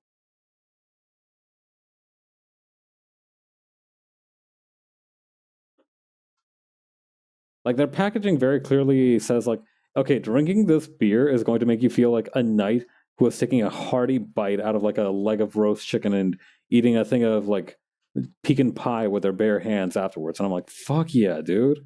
I'm not drinking that, but like I'm like excited to see what you're about now. Like if I was a drinker, I would like be excited to see what you're about. Like you've converted me in theory.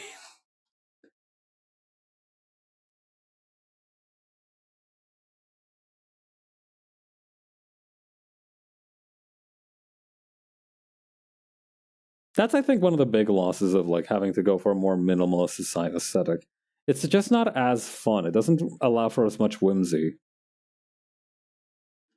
Love a good sturdy package, thick walls.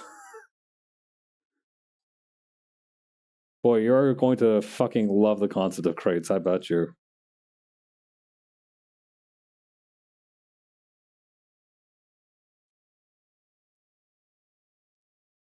Crates and perhaps barrels will be to your liking, I think.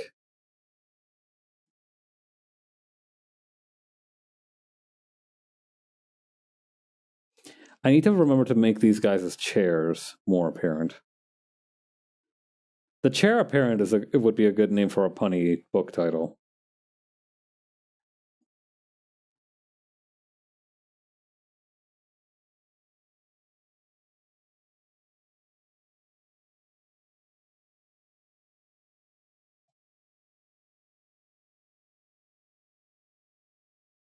Okay, so then we can go over here.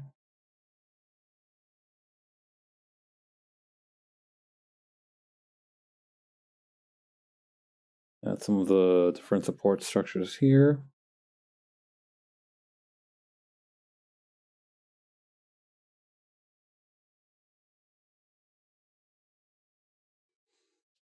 What would the book be about?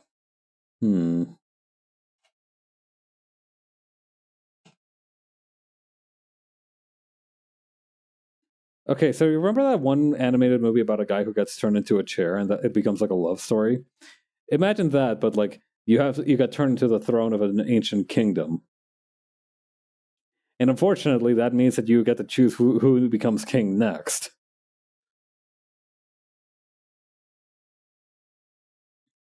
So now you have to worry about the fact that you're a chair and also worry about the fact that you now have to wrangle some morons who want to be the king.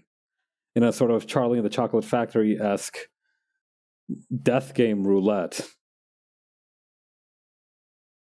Actually, that sounds kind of a fun book.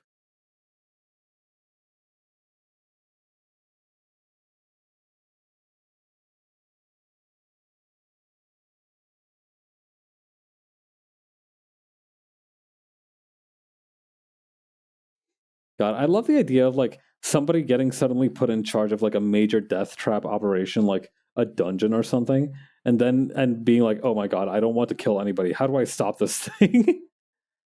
Getting bribed by a guy who's really good with working and staining and such. God. They become like your grand vizier.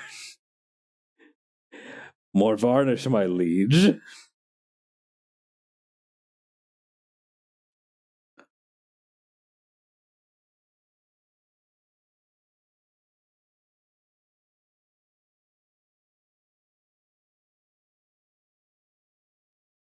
Man, I feel like I would be a really good fit in an environment where I either had goons or I was a goon. That's why I'm so good at like clerk level shit in my office job. I'm very good at being like, yes, your greatness, yes, your maliciousness, and then sending an email out or some shit. It's helpful for me. Conversely, I think I would also adapt well to a situation where people are like super obsequious towards me. I guess the main thing is that I'm not great in situations where there is not a clear chain of command.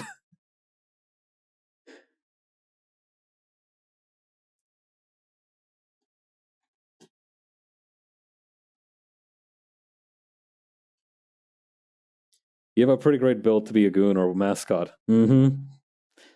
I've been thinking about that myself. For a while now, I've been gooning in an amateur capacity, but I feel like soon I should try to go pro. You don't need to monetize every single thing you're good at, but I feel like I could really make a name for myself out in the gooning world.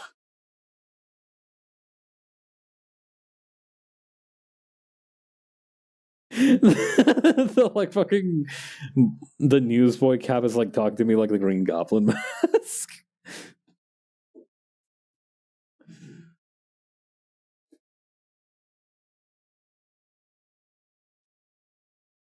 God, there's like a striped shirt in my closet that's like mumbling to me as well.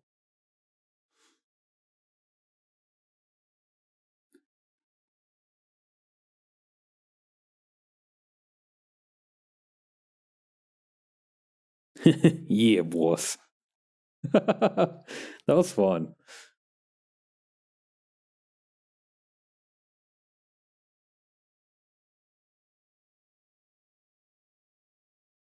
Hmm.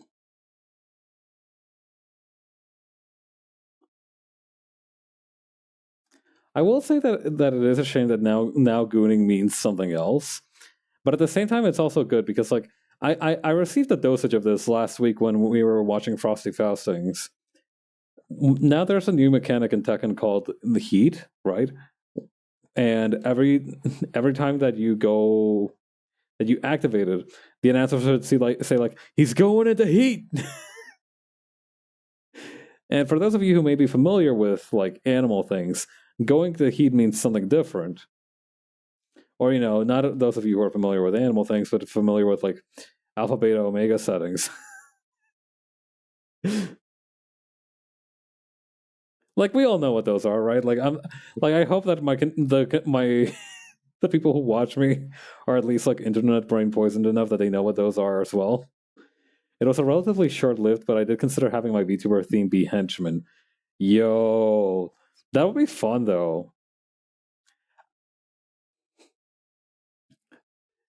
I don't know. I feel like the only issue with that is that if it works if you're like frequently collaborating with someone, but if you're just kind of by yourself, you're kind of in a Ronin sort of position where you have the skills but no master. Oh, that's true. Bullet dodge, considering you're not associated with the word goon.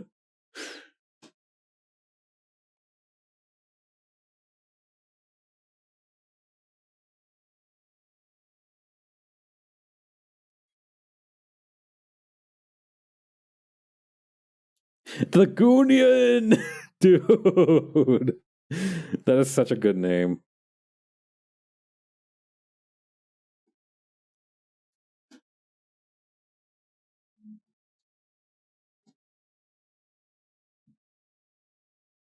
We goon together or die alone.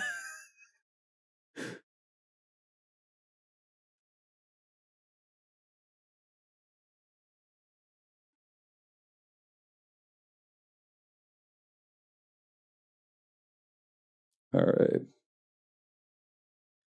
This is just like what happened to that one snake in that one political cartoon. suggested that we have a fan named Begoons. Oh no! One of the Nijisanji people has that as their fan names, right? Like the Dragoons. So Latin fucking has that as her fan base name. Oh my god, nobody could have foreseen this.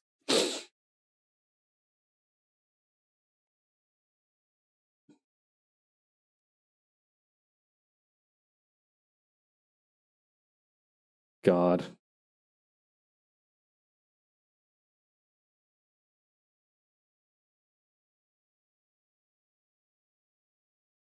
I do think of all the words we could have used for this, I feel like goon is definitely the funniest.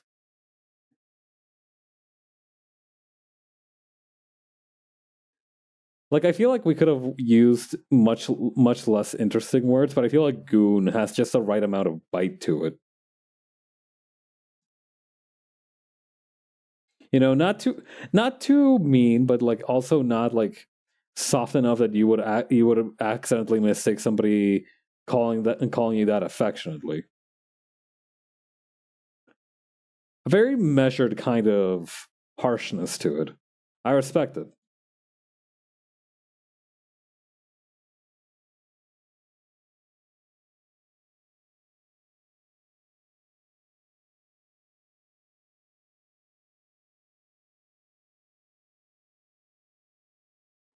Okay.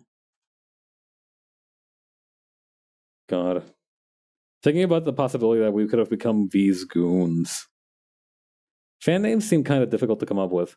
I'm a giraffe YouTuber, which makes you guys my leaves on my branches. Hmm. Yeah. I've had trouble coming up with like the name for like my own idea for a fan base. That example could probably be Spots or something though. Yeah. I don't know. Leaf has like a lot of possibilities to it though, right? Like you could be like leaflets, you could be the the green springs, you could be a bunch of different like leaf related things. The spotters could also be a possibility. But like hmm. I keep trying to think of like one for rice. I used to go for rice ballers, but I feel like I don't feel comfortable calling it that. Like you know how what I mean. Like you can make a clever name, but you can still feel like it's not yours.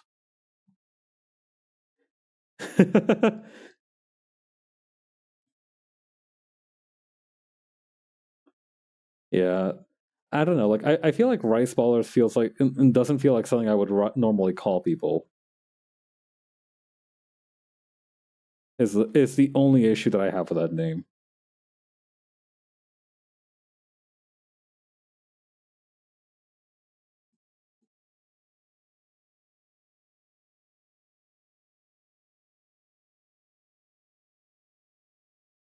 I thought about like appraises with like Ryza in there, right? But like boss form Pabs fans.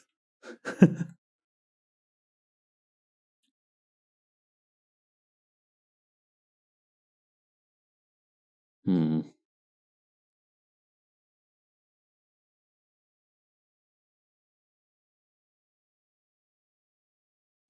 If I ever get like an OL form or like an office worker install, I'm going to call people like enterprises. But for now, hmm.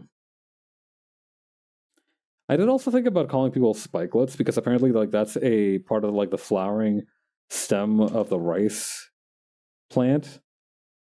Which I need to shout out this one random Indian lady on YouTube who gave a very detailed explanation about that using PowerPoint slides.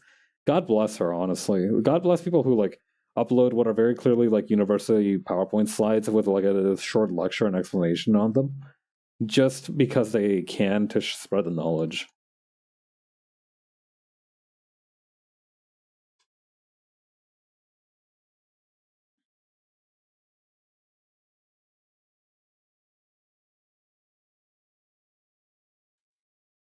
Hmm. I may be space themed, which is very broad, but it's hard to nail down theming for me. Yeah. I think like that's the main kind of downside, to having like a very flexible persona is that you don't you and being tied down to one specific thing is kind of like anathema to what you're trying to do. Timeline where fans are called Janets.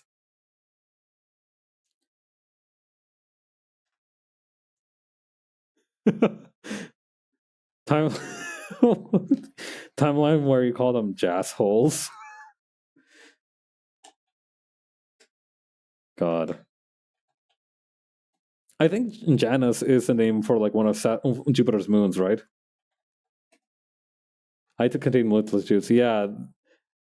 Okay, no. Janus is a moon of Saturn, not of Jupiter. So that wouldn't really work.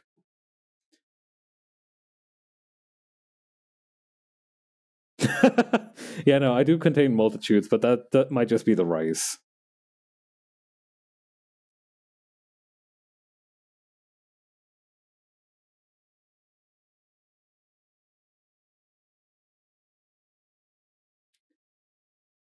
That's true. You do have rings in your theming and logos. Oh yeah, by the way, great work on the My Little Pony edit you made of yourself. That it came out really cute.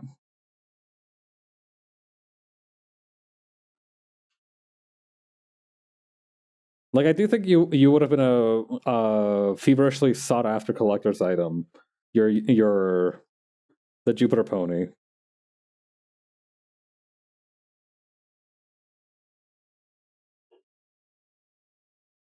Let's see.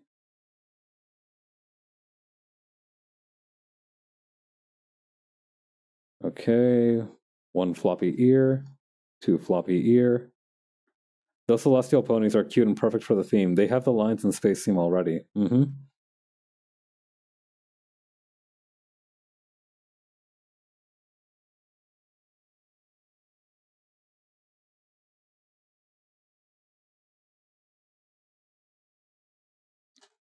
Oh yeah, this is where I can put the sunglasses for this guy.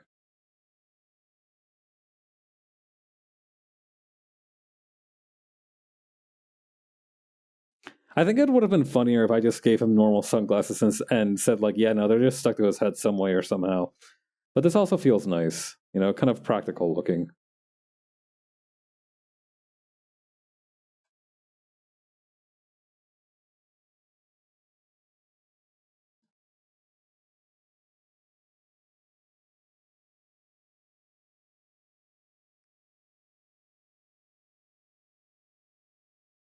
I believe they never hit the market initially, but now have been revived for sale years down the line. But it's kind of interesting when that happens. I think Pepsi also wanted to do like Crystal Pepsi again at some point, right? Or was that just like a feverish dream of mine? I feel like I remember something about Crystal Pepsi making a comeback.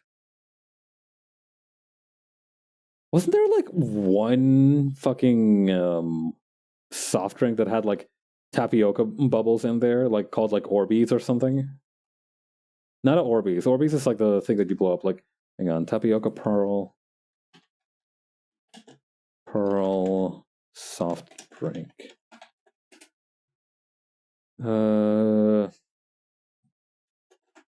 Soda drink. Not bubble milk tea. It's like, hang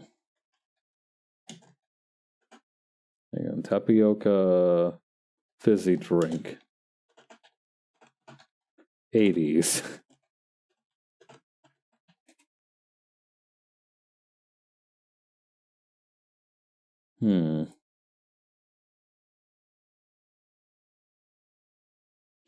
Okay. Orbits! That's the one. Hang on. I remember reading about this. It basically crashed like a motherfucker on sales, but it looked kind of cool. These things. You can also buy unopened bottles of Orbits, which I feel like is a really bad idea. But yeah, this is what I'm talking about. These are called Orbits. I remember reading about them the other day. But you know, apparently they flopped hard. You know, we were talking earlier about good packaging, bad packaging. I think that these have some badass packaging. I do enjoy the kind of like lava lamp experience of them. Drinking open bottles of Orbits challenge. I like that you added the the skull and crossbones emoji afterwards, as if to emphasize that you would absolutely die from that, because you would. But I'm glad that we clarified it regardless.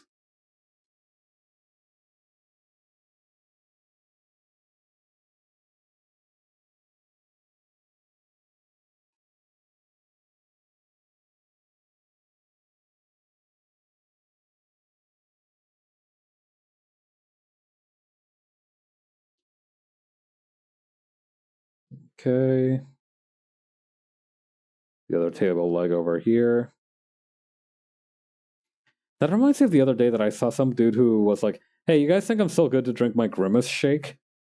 And they showed like this bottle, this fucking Grimace shake that they'd had in their fridge since the trend became a thing, and like you could see that it started to like separate and kind of like solidify in the fridge. And I'm like, you need to throw that out like pronto, like very soon. You should throw that out. I know most fast food items have enough preservatives in them to mummify a small dog, but like, I still don't think you should fuck around with like having that shit open air in the place where you keep the rest of your food. You dig? Personally speaking, I don't know. You might be built different.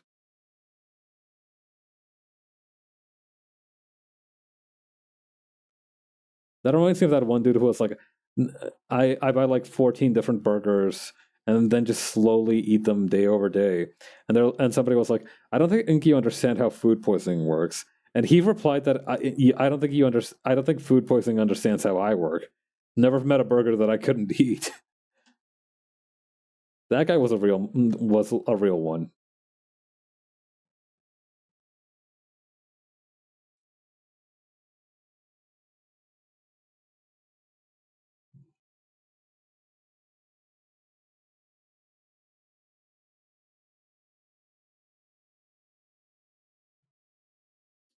Sometimes I feel like I'm not sufficiently careful with my food, right? Like I'll very happily eat leftovers that I've had refrigerated for about like 5 days or more, right?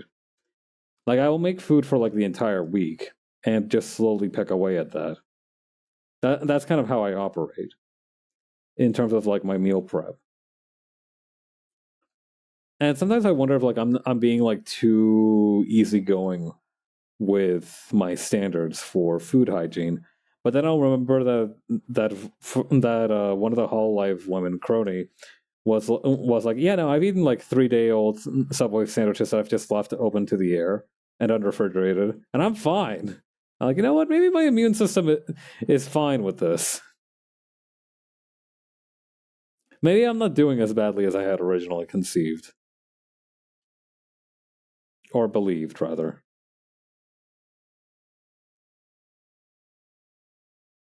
Yeah, I don't think you would say originally conceived. I feel like that's in the what do you call it? In the context of inventing something. She has time power. She's built different. Don't try to nasty tuna. Me giving my friend the krill advice. Tuna eat krill, right? Like I feel like krill are mainly like whale food, but like I feel like tuna also eat krill. Did tuna eat krill? Let me check that real quick.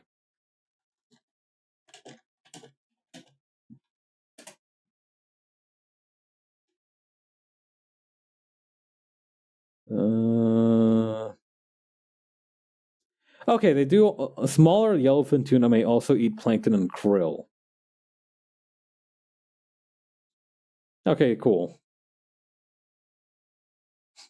But yeah, don't die to nasty tuna. My final message.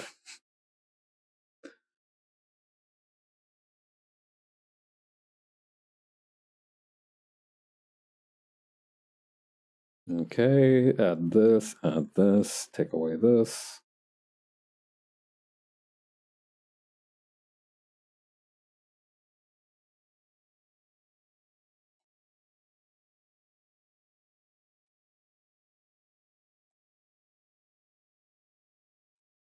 Yeah, no, it is kind of crazy how bad with food a lot of like VTubers that I've seen are.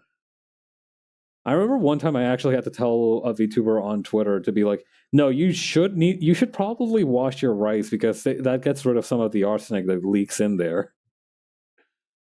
And they were like, "Oh shit, for real? I didn't know that."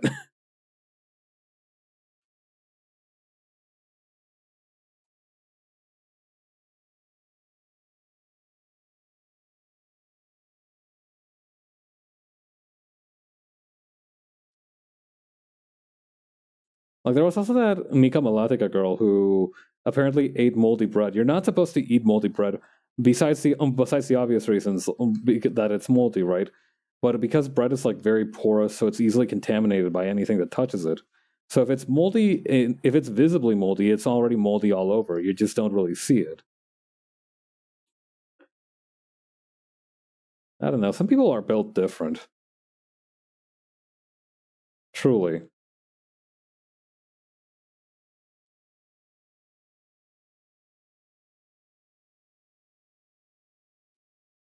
A lot of people are like, oh yeah, no, Hololive Nijisanji, whatever the fuck, manages to find the most mentally ill people and slash most strange individuals ever. Not necessarily mentally ill, just very strange in general to hire to their company. And while I think that there is definitely like a high number of very strange people running around in the various like talent agencies, I do think that it's also the fact that it takes a very strange person to be all right with VTubing in the first place, you know? Like, you don't start streaming as a funny little cartoon person unless there's already something strange about you, I think. I mean, you also don't start streaming unless, like, you're built a certain way either, but, like, I feel like, specifically with, like, VTubing, I feel like it takes a certain kind of person to do that, and the happenstances of that kind of person being extremely strange just have like a very high correlation rate.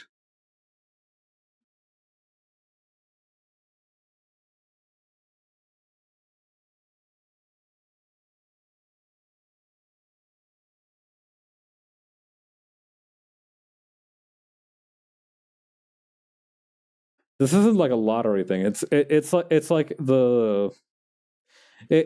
a supply chain problem, more more accurately speaking.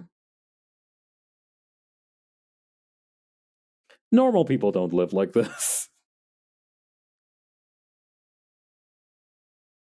I mean, it's hard to say what is normal and what isn't, but I'm pretty sure most normal people don't live like this.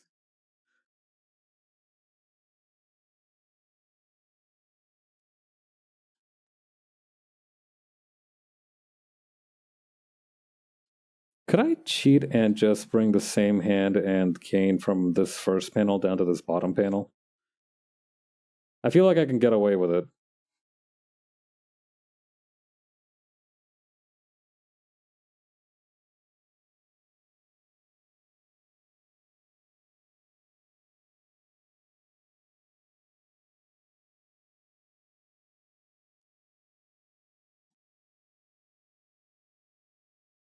Let's see if I can execute.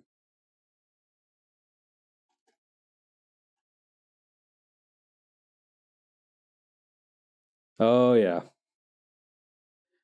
it's all coming together.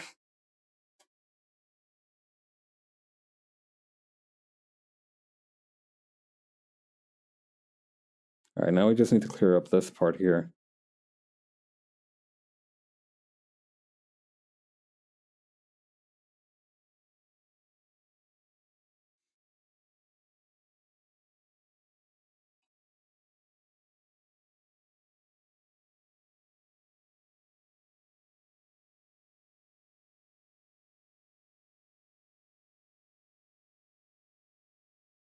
Okay.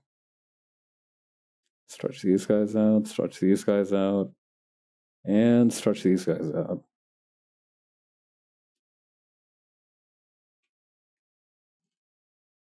And probably put this guy a little bit thinner up here so that it doesn't completely intersect with the lines on the cufflinks.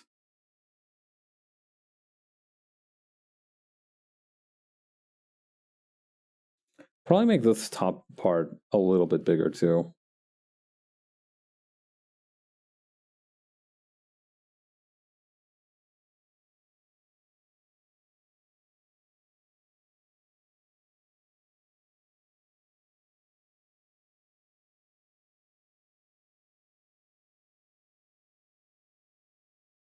Okay, erase this part here.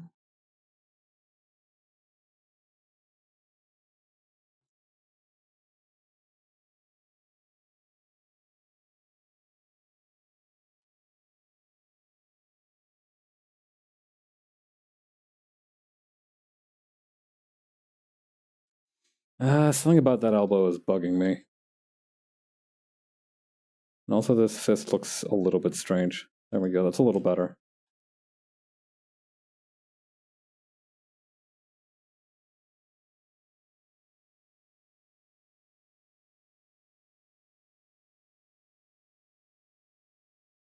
Okay.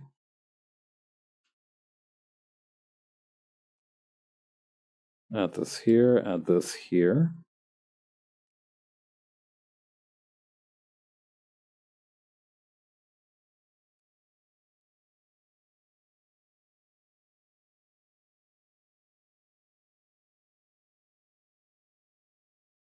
Okay, add this here.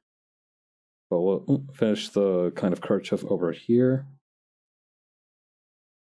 I wonder what distinguishes the bolo tie from a kerchief. I think the kerchief is supposed to be like just a solid bit of cloth, but a bolo tie has like the brooch to it. Although some kerchiefs also have like a brooch to them, right? Like they have like a little thing to tighten or loosen the knots. So I think it's the fact that the bolo tie is made out of string.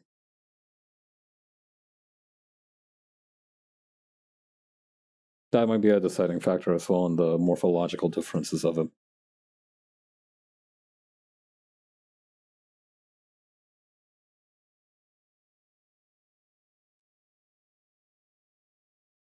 Okay.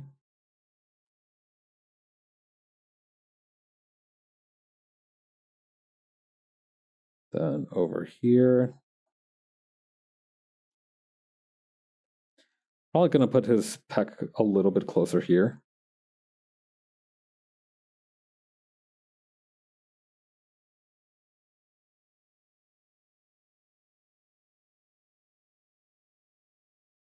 Okay.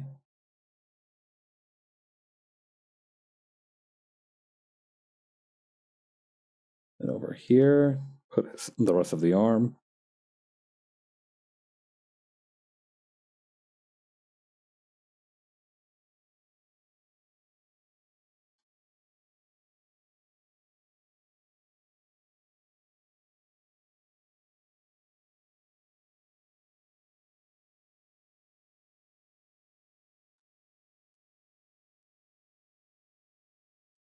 Okay, then add this here.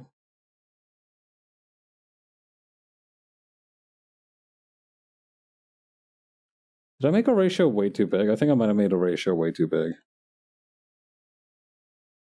We're going to shrink up the arm a little bit up top here to reduce the overall bigness of it. And probably push up the chest a little bit.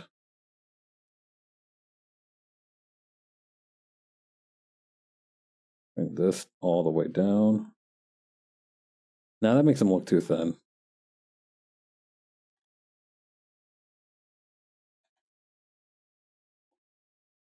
Maybe adding, there we go.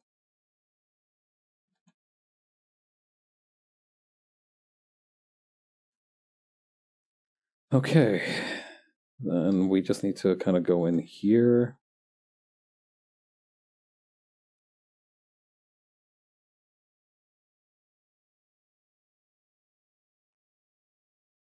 Oop, where'd I go? Okay, there I am.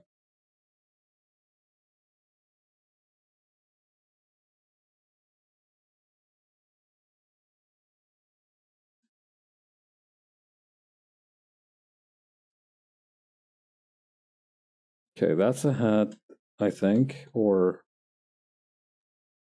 No, that's a... Hang on. Oh, I see, okay. Oh, so that's how it went, okay. That makes my life a lot easier then. Okay, just kind of erasing these parts here.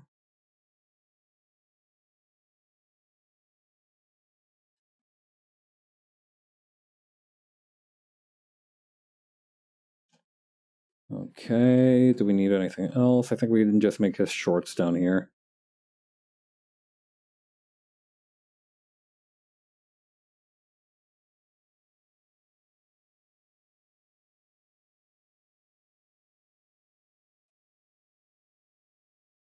Yeah, because Horatius supposed to be like a big guy, right?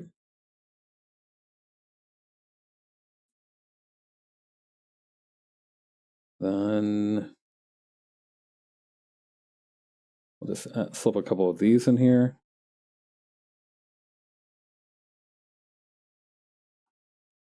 Is there any panel that I could recycle this one from? I think I could probably grab it from this second panel here and then just build it up from there.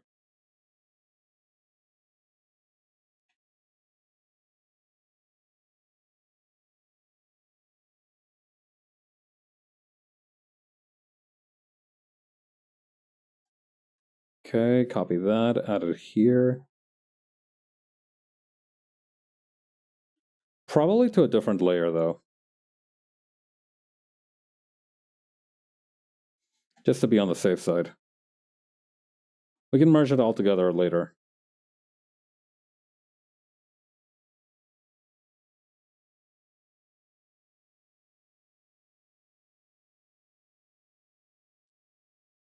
Okay, remove the parts here.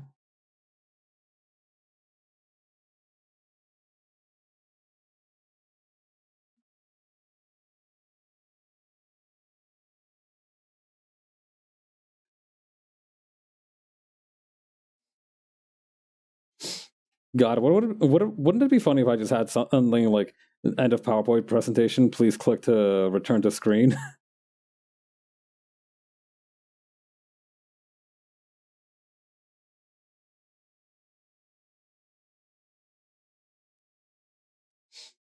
Or maybe some kind of clippy knockoff being like, hey, I see you're being flashbanged. Would you like some help with that?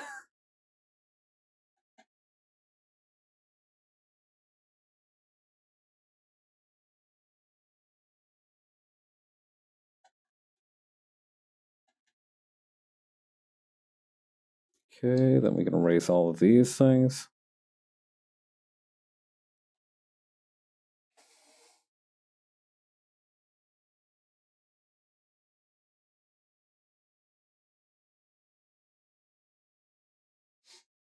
What if we also had the screen just like sprout eyes and be like, uh-oh.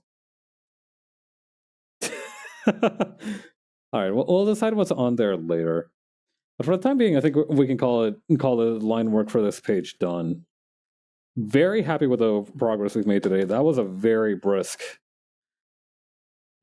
3 hours worth of line art we did just there. Is anybody streaming right now?